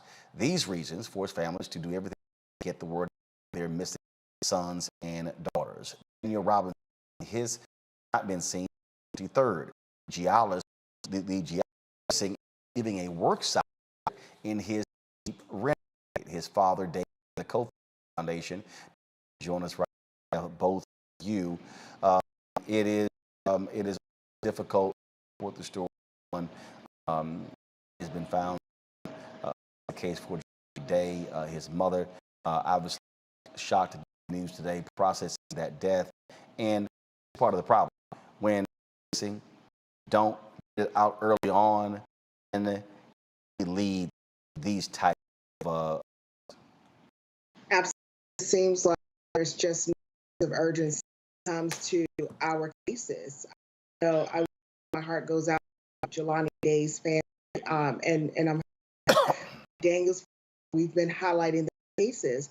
You know, we can write along Natalie Holland, Chandra, Casey, and ACP, Elizabeth Smart.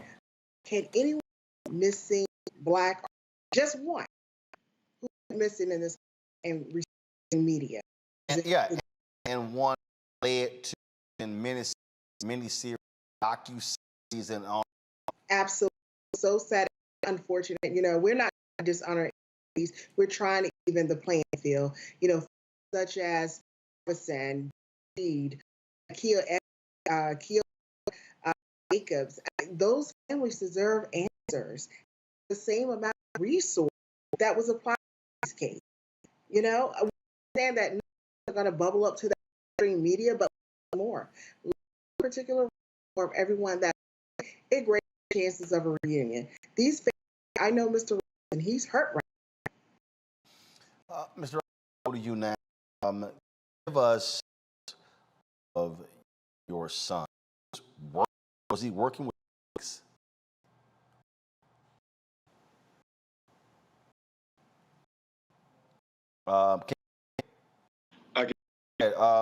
backstory with your son working? Was colleagues leave alone? What happened? Well, my son, a company, Nature's New World. Daniel Field company is he get a site. He may visit to us in a day. He meet with a representative from a company. Just him out there at the site. Went missing. He met a company cover. Those out there on site and collected do his other gentleman his job site well get to do the work from what the host one first of all, but according to that, son decided to early because of rain listen to he never been seen again. You said what city? Where was this? It's in Buckeye, Arizona. It's outside. It was on the side of Phoenix. He when did he notify you one he was missing? It's roughly. I live in Columbia, South Carolina. She's my son, and she allowed me. This had to be I'm here in Phoenix, and back in South Carolina, she called me there and told me that the job workers from the job I was searching for. So someone looked at him. Okay, so what then do? When were police notified? What car found? Was items found? Tracking of his phone? Anything? No. In fact, Mr. Palmer, in Tempe, they told me I needed to talk to the department. It's the last place they had me. I can put a missing person. Then, the job had the name that he left the job site. Wait. You're working for? Yes, on duty. That's correct. The company did not initiate some type of search. What did the company do? Just missing? Let me hear from him. Was it?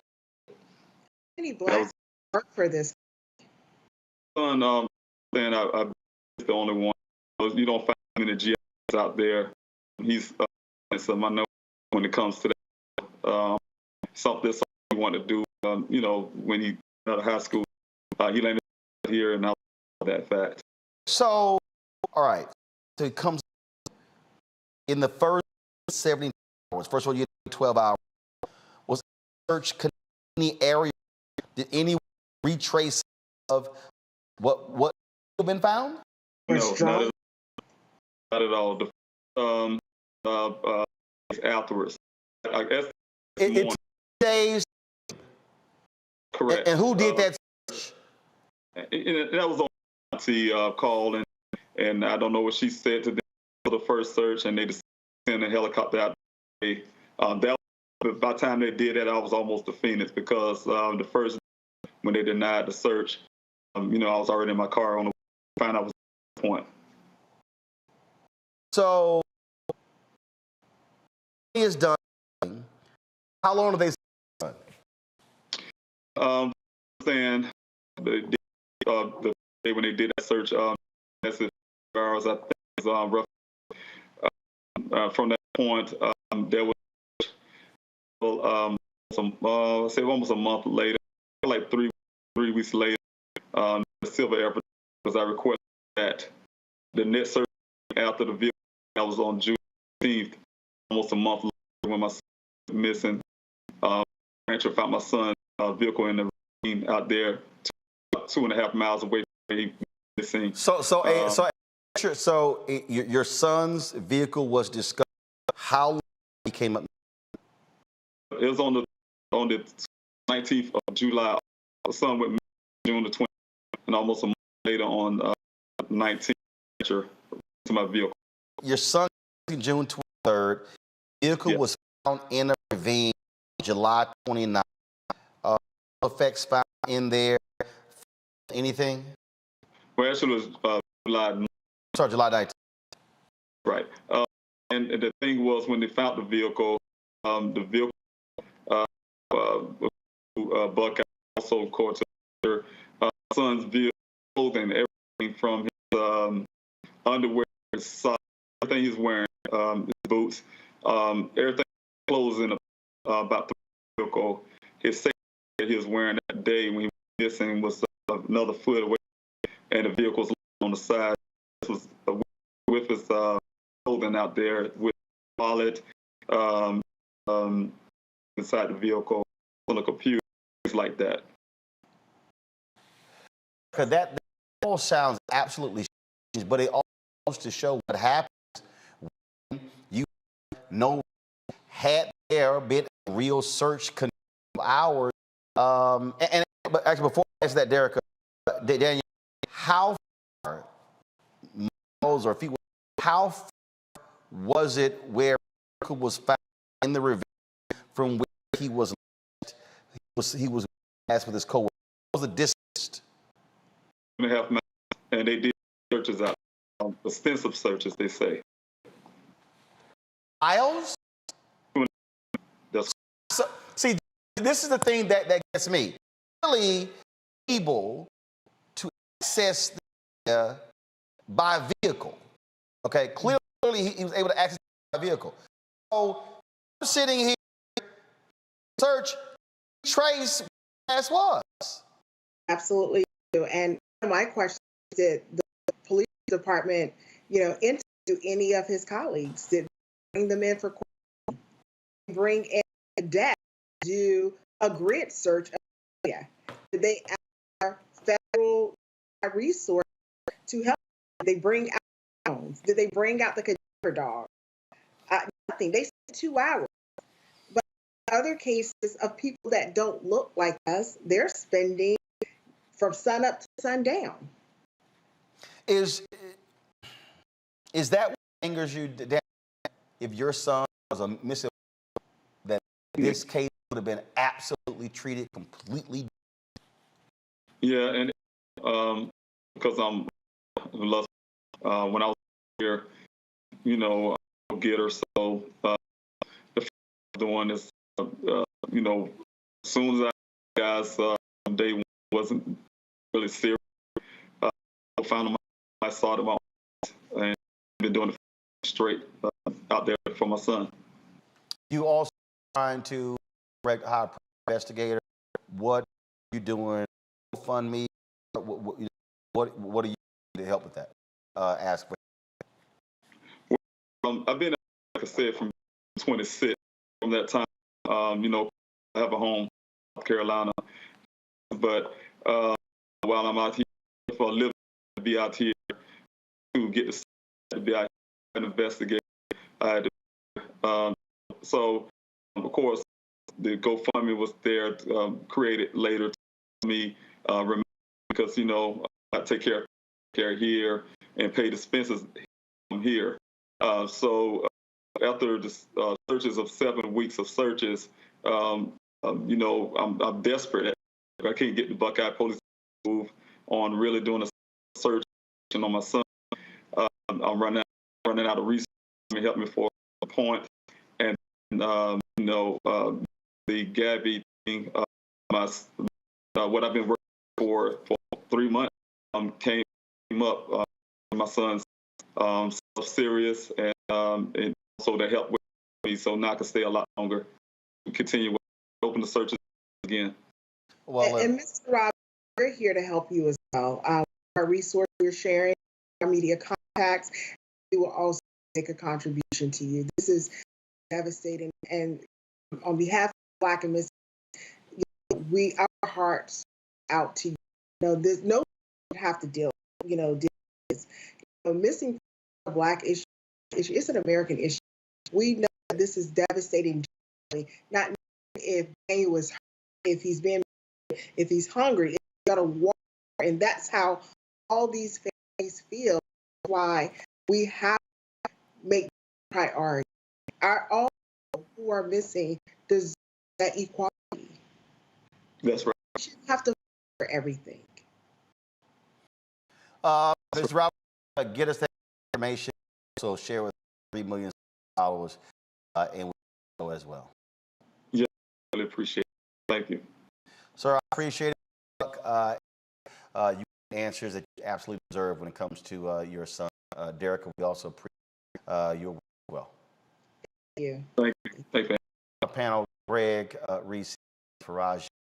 Again, what's out is to see the media right about parity going the same editor, the same white news director, the one who's a stories is the one who determines the white woman gets anybody. I mean, and what's crazy here is, it seems like in order for Black stories to get attention, they have to be, more acceptable, more upstanding Black citizens about a runaway, person being covered.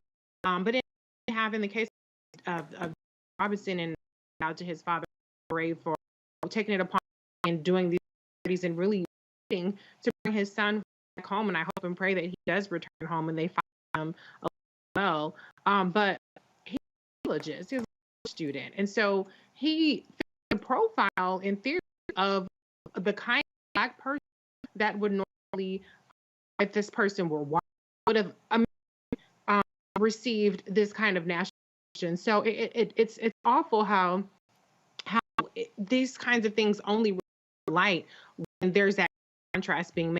I think that Black people are at all suggesting white people missing who this discussion we're having about missing was tragic. We just want the amount of attention for look, people. Look, okay. Look, this is the lead story. Warrant for Petito's fiance to her death. If I go, let's see right here. If I go to NewYorkPost.com, and if I go here, issue for Brian Laundrie over Gabby Petito's death. I mean, when you start, bottom line is when you see these kind of stories we see massive media attention. I'm talking about mainstream media throwing researchers, multiple reporters, multiple staff on one missing white woman and repeatedly ignoring all the rest of these stories as if we don't exist. You're on mute.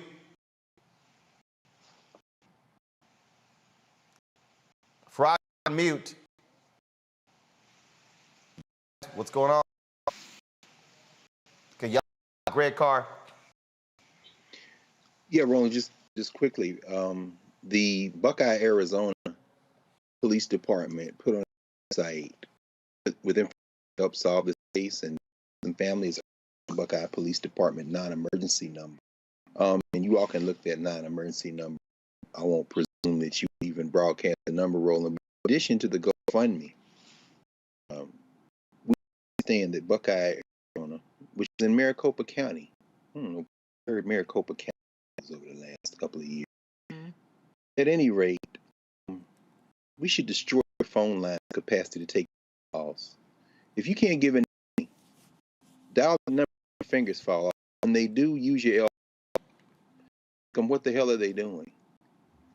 We just heard a man whose temper is breaking in his calmness. Mm-hmm. He left South Carolina. He left to find, he said, I went to find my son because they're not looking for him. You're right. Of course. No human being should be missing. But as the PD used to say, when they would get a call of black folk, involving black folk in Los Angeles, and the Jamaican philosopher Sylvia Winter took this phrase that the LAPD and applied it to the study of black folk in this country. She said, they all, and they realized black people, they would repeat, so no humans involved. This would not stand, woman or white man, that matter. So let's balance of Arizona's police department in Maricopa County, because since you don't think there are any humans involved, we're going to treat us. I hope that you find it, brother. When you asked that question, brother, and he narrated how they found all of his son's clothes, his underwear, his socks, in his clothes, strewn out from that car, and 2.5 mile distance between where his last work had. Not only becomes unacceptable in this, these people have to deal with the fact that we will make this place ungovernable. To make it into someplace different. I'm going to for this. Faraji. Yeah, I mean, I just think that it's when I look at a media scan of how, this Gabby to the cases of black children and black people, it's always like it says, you know what, this hypocritical stance that we recognize and put enough emphasis on black and brown men. We recognize that. And then you have these kind of bubble conversations of the importance of it. The data comes out of people of color. Others, but it's so hypocritical. Really, really hypocritical. I think also that we look at it, is it just us? I mean, just traditional white media, or is it us how we feel about our own go missing? I mean, it's each day in America, a child finds themselves in this country, right among black people. We don't ask the right questions. We just kind of shove in, oh, okay, they're gone for a while, and then bodies end up somewhere. This happens right here in Baltimore. This happens right. And so, it's like we have to, I mean, obviously, we can feel for the Day family. We can feel for the Robinson's family. Right. We feel that pain. But we need to put that emphasis way. We can't just put it all on the media. We take on that mantle ourselves. Absolutely. So and somebody tweet, they said, my local nations have spent so many resources. They also report to Florida, Washington. Wow. Yeah, CNN has had multiple locations for the That's how it happened. Hey, folks, earlier we told you about at Friendship Church in Dallas gathering. Let's go right now to Dallas, Texas. Linda Soares, founders of Until Freedom. Linda, give us a sense of how you have been going. Earlier, dropping off. Are y'all overwhelmed with supplies? Dallas showed up. We are, as you can see, we have a steady people bringing in. To make some purchases here in the Dallas area. Angela here, co-founder of Until Freedom team, and the wonderful people, Friendship West Baptist Church, spreading all the wonderful volunteers that are out here, standing in solidarity with our Haitian sisters and brothers at the border. And so, y'all are traveling 6 hours to Del Rio, Texas, and so have brought. You were, is it one truck, 2 trucks, 3 trucks? Sorry, how many trucks? Yeah, how many trucks? Yeah, so there are multiple trucks, but some are going to be going to different receiving stations. As you know, people are being released to Del Rio, and then they're being moved to places like San Antonio and Houston, which are cities that have Haitian courts that are being sent around the country. So Del Rio is just a small area. So this particular U-Haul truck that's right here is the one that is going to be going to Del Rio, that has baby diapers, baby wipes, sanitary for women, hand sanitizer, a baby formula, just a lot of important necessities that people need just to feel a little dignified and have some basic trip that they have to make either to San Antonio or to Houston or other parts of Texas. And look, the reality is a lot of folks are going to Del Rio for the photo op. Y'all wanted to make sure that that y'all help the people. You gotten with Trey, the rapper out of Houston, his organization as well, and so y'all have really put together a strong coalition to provide some help to the folks there, these migrants. Absolutely, and we thank you, Roland, for always sharing and giving us this platform. This is about helping Haitian migrants at the border.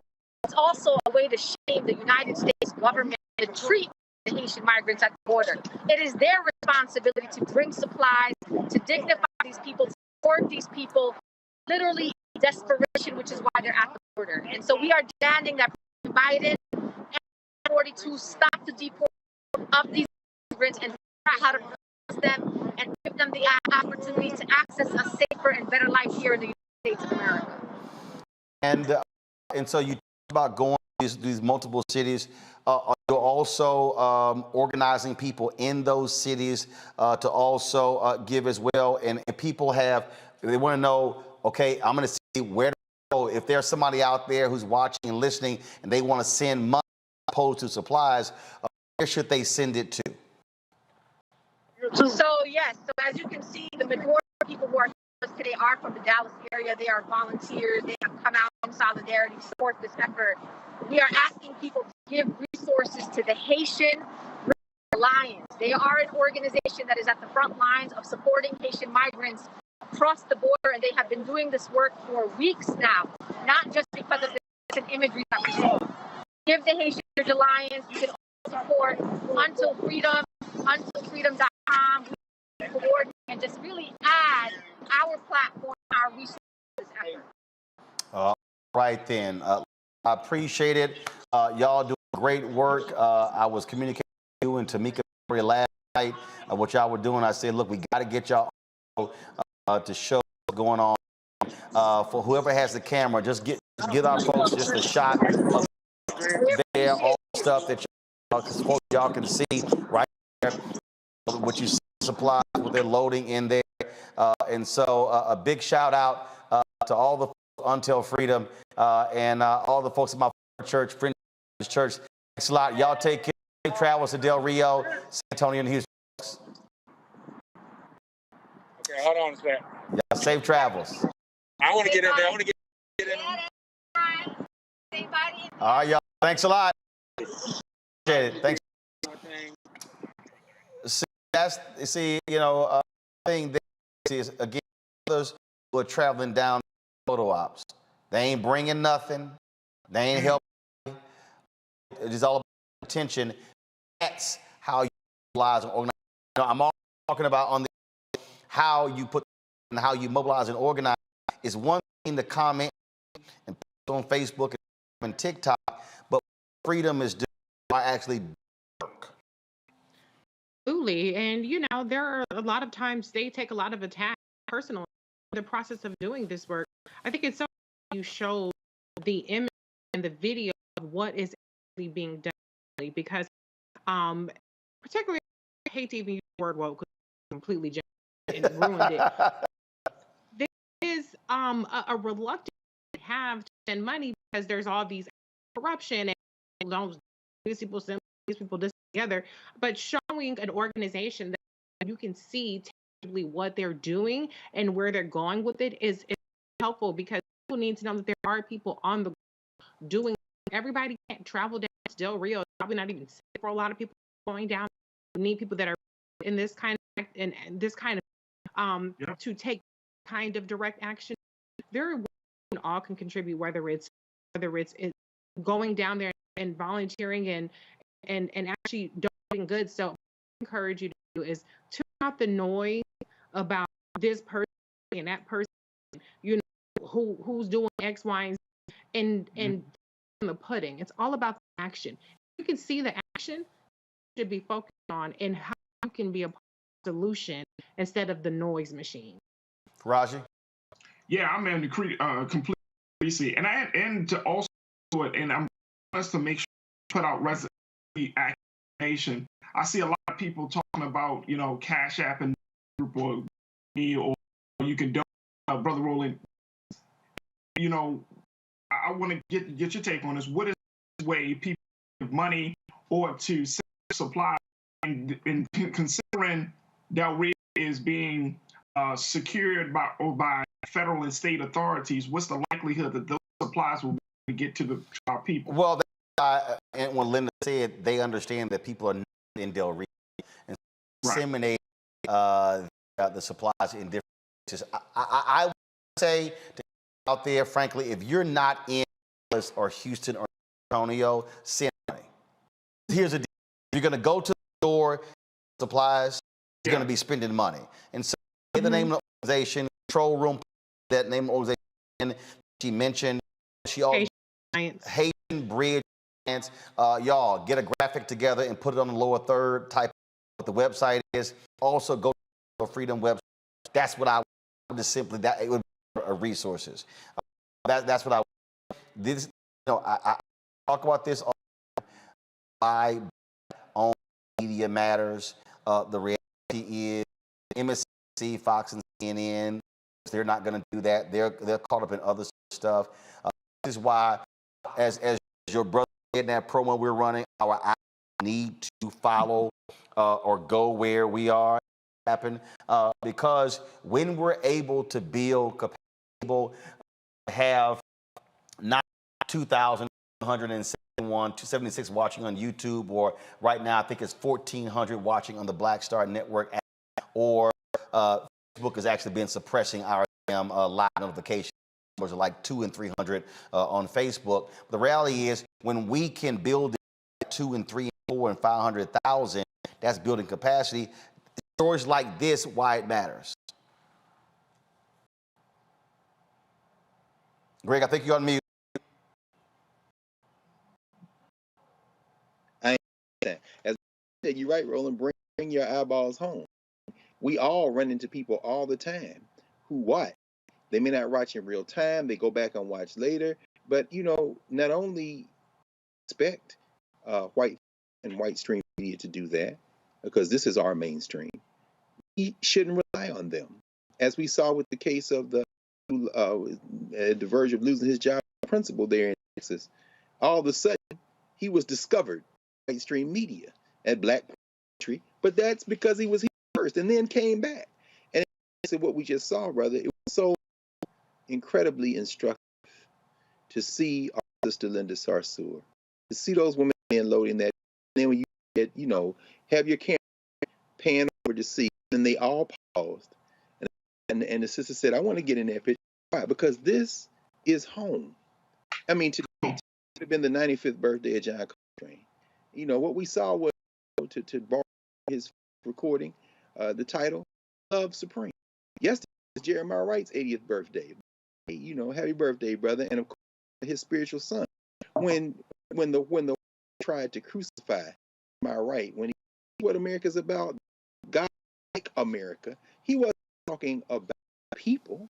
He was talking about any system that was a crisis. So looking at that, brother, you know, I think about the great Paul Robeson, who made a recording before they took his passport, he and his wife, before they accused him of being in the state, before they tried to Paul Robeson, before Paul Robeson spent the rest of his life at his sister's house.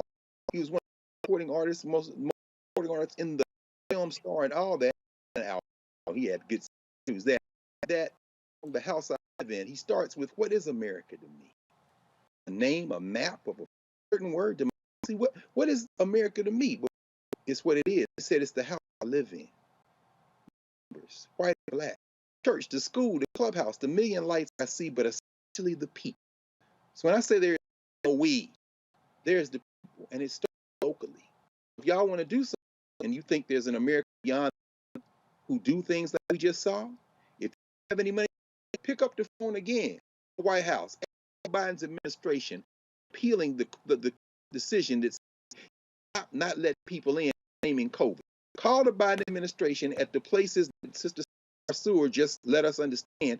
If they're going to let them in the country, they're going to fly to the places and give them to appear. You need to on the Senate, ban the Congress, ban the Biden administration.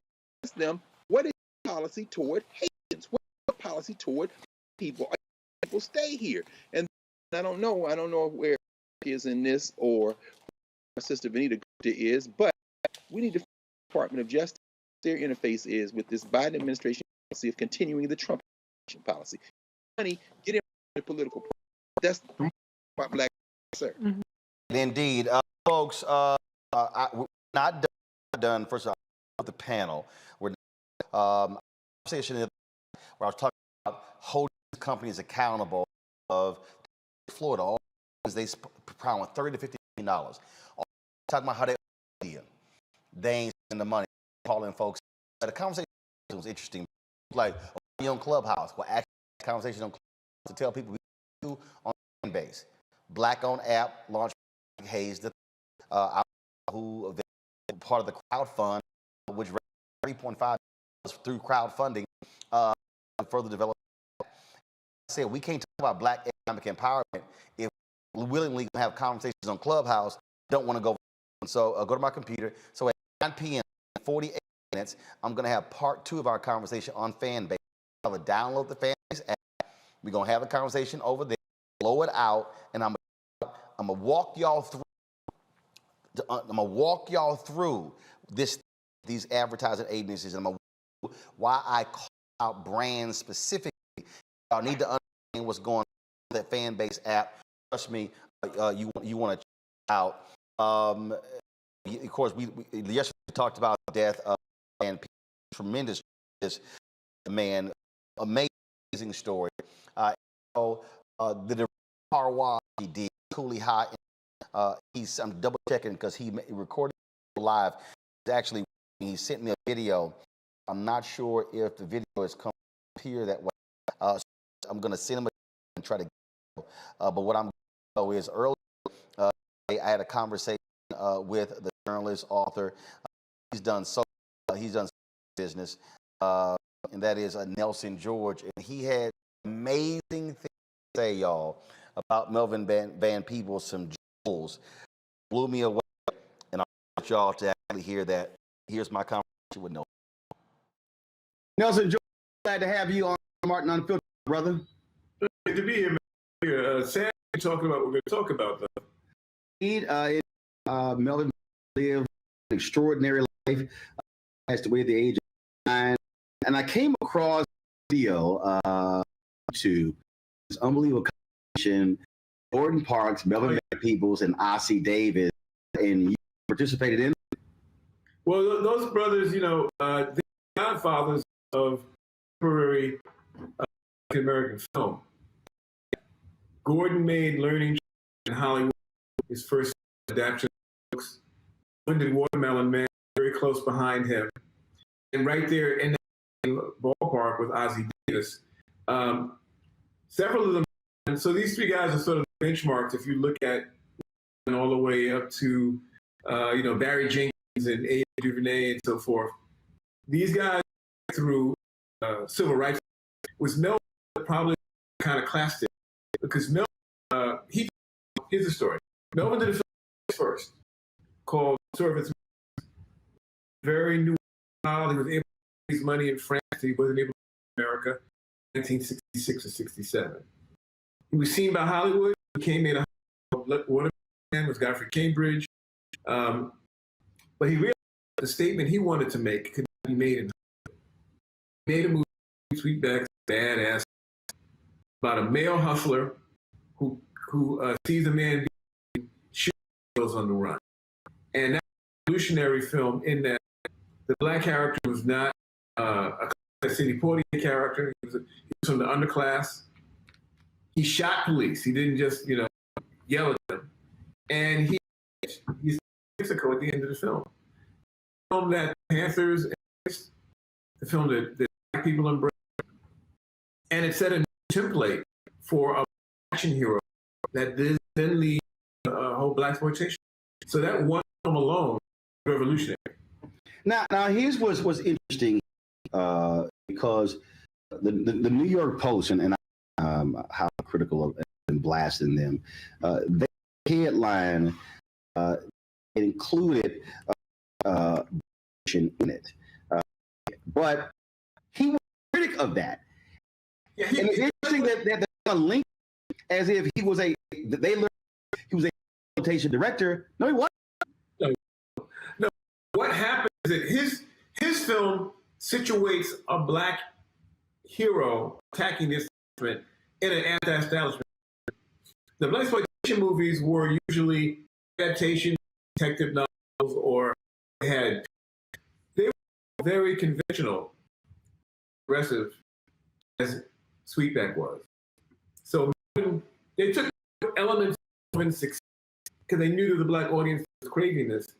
And but I also want to point out to you that Floyd wasn't just a movie maker. Sweetback comes out in 1971.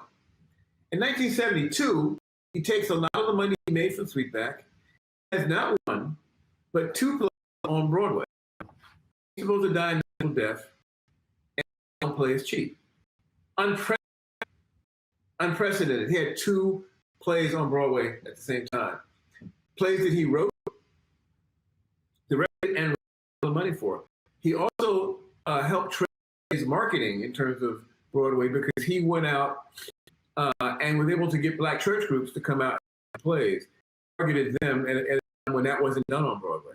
So part of that I should mention when I talk about these two plays is that one of them is a musical. That all during this time, Melvin was also a recording artist. He made a number of recordings throughout his career, many of which ended up into soundtracks to different movies and plays. So the brother was a film director, right? He was a music composer, and he was a books, even made movies.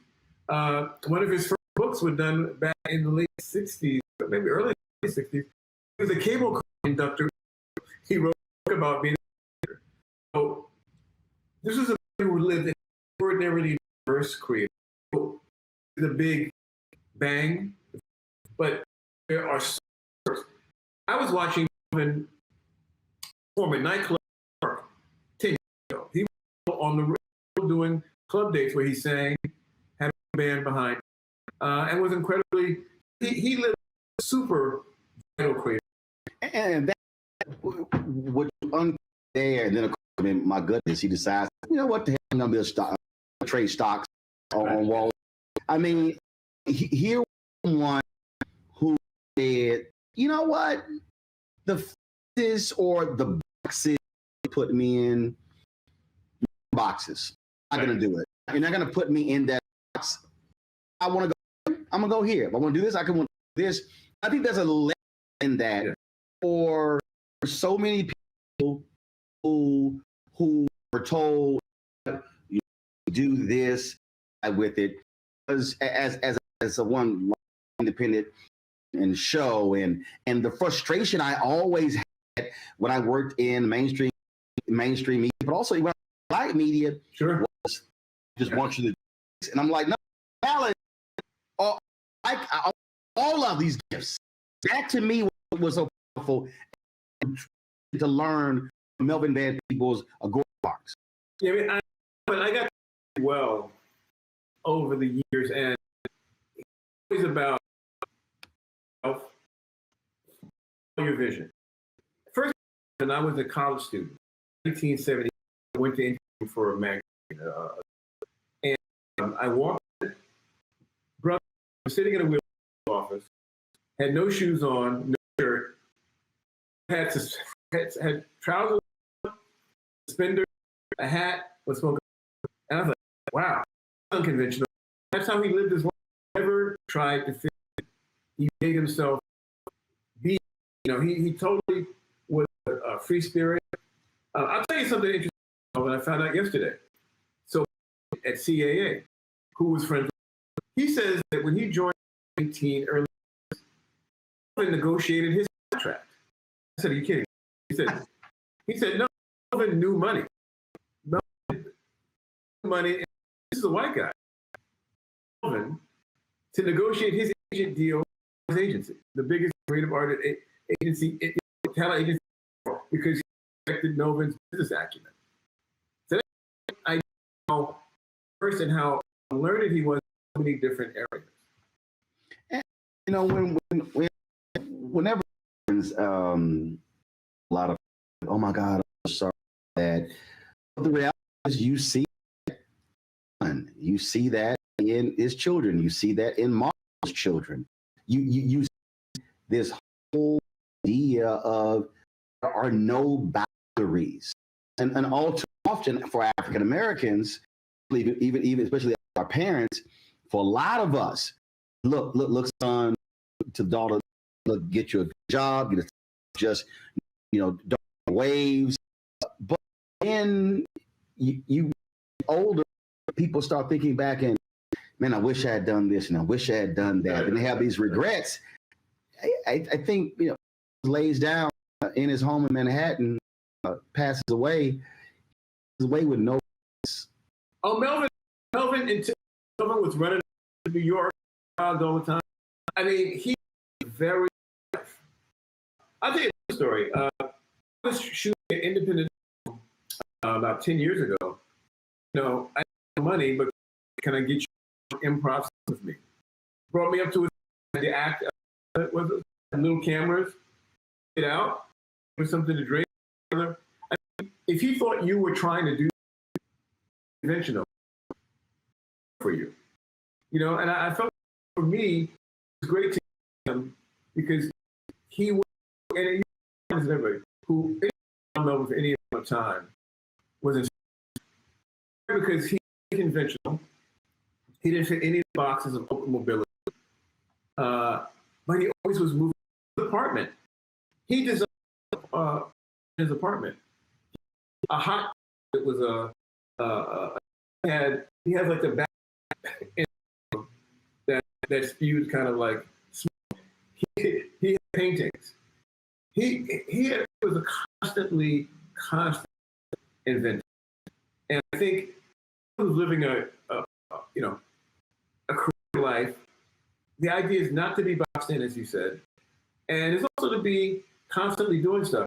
You're never going to retire. The retirement is for people who have a 9 to 5. If you're out in this world trying to create for it, always be experimenting, always be learning, always be challenging yourself. In his proximity was to feel that energy, that history. I mean, the brother, at one point, he left Chicago. He was a car reporter in San Francisco. At one point, he lived as a street painter in Mexico City. Went to Paris. He lived in Amsterdam, and then went to Paris, where he sort of began his life as a writer and ultimately a filmmaker. He also afraid of his comfort zone. Being a black man traveling the globe throughout the 50s, he was able to open his vision and not be boxed in by the American boxes. What you just said, that I think really stands out when you said, "You look, man, have any money for? Can you do this?" He's like that. If there's one thing, Nelson, that sort of drives me crazy, and it really does, and I said this a couple of weeks ago on Twitter. It doesn't actually cost me anything to help somebody out and retweet something. It doesn't. If somebody hits me, "Hey, Roland, can you do me a solid and do a mention on?" Okay. Now, obviously, that's relationship. Sure. Because you also know that person and who they are and what they do. But this is someone who, like you said, I see somebody who's trying to do, man, I'm gonna go ahead and help you. That is in many ways uncommon. That's not common. It's common. Right. And for folks to do that, and I think a lot of people, when we talk to elders who've become ancestors, amazing how that is a consistent theme when we talk about many of those ancestors. Oh, listen, I'm working on a documentary on Willie Mays. Willie Mays is 90 years old. Mm-hmm. And the key phrase in Willie's life is, he says, so-and-so I took care of myself. In other words, his mentored by older black ball players.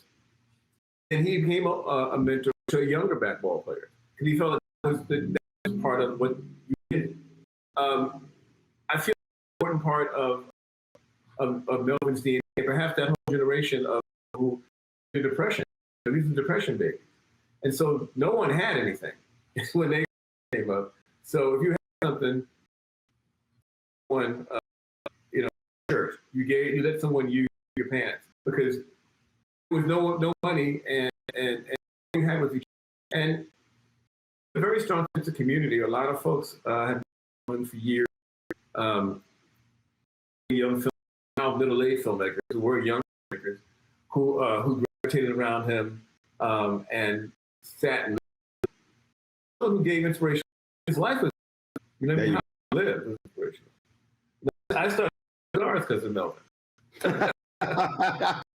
And some allergic to cigar pass on that one. Okay. But I'll all other stuff that he did. As you said, extraordinary life. Because I was literally in LA weeks ago where I interviewed Mario for this one-on-one series that I'm going to be launching on Black Work.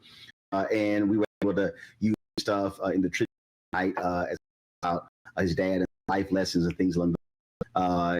The reality is, in his life, he certainly passed on to his children, and that whole really made is take care. Mario passed on to his children, and hopefully that's what that it doesn't matter to have all his knowledge and expertise sitting and sharing lesson with in a sense of what freedom what is like, what depression is like, what independence is like. Yes, because Melvin was the ultimate independent. He made films, he made books, he wrote books, he made plays, he made and then figured out how to get him out. But he did his whole life, and he stayed the most idiosyncratic, interesting artist in American history. Of course, I'm November. Are same area, and we got more work. All the stuff my brother did. Absolutely, I said that. I'd say last night, like I was working. I ain't enough. I was good, brother. Thank you for having me. Appreciate it. That is, folks, on here on the network. Don't forget Black Star app on all platforms. Android phone, TV, Android, Roku, Amazon Fire Stick, Xbox Smart TV. Also, be sure to bring the Funk Fan Club. You can, and our goal is to get 20 of our fans, giving about average of $50, $4.19 a month, 13 cents a day for anywhere. Cash App is $RM.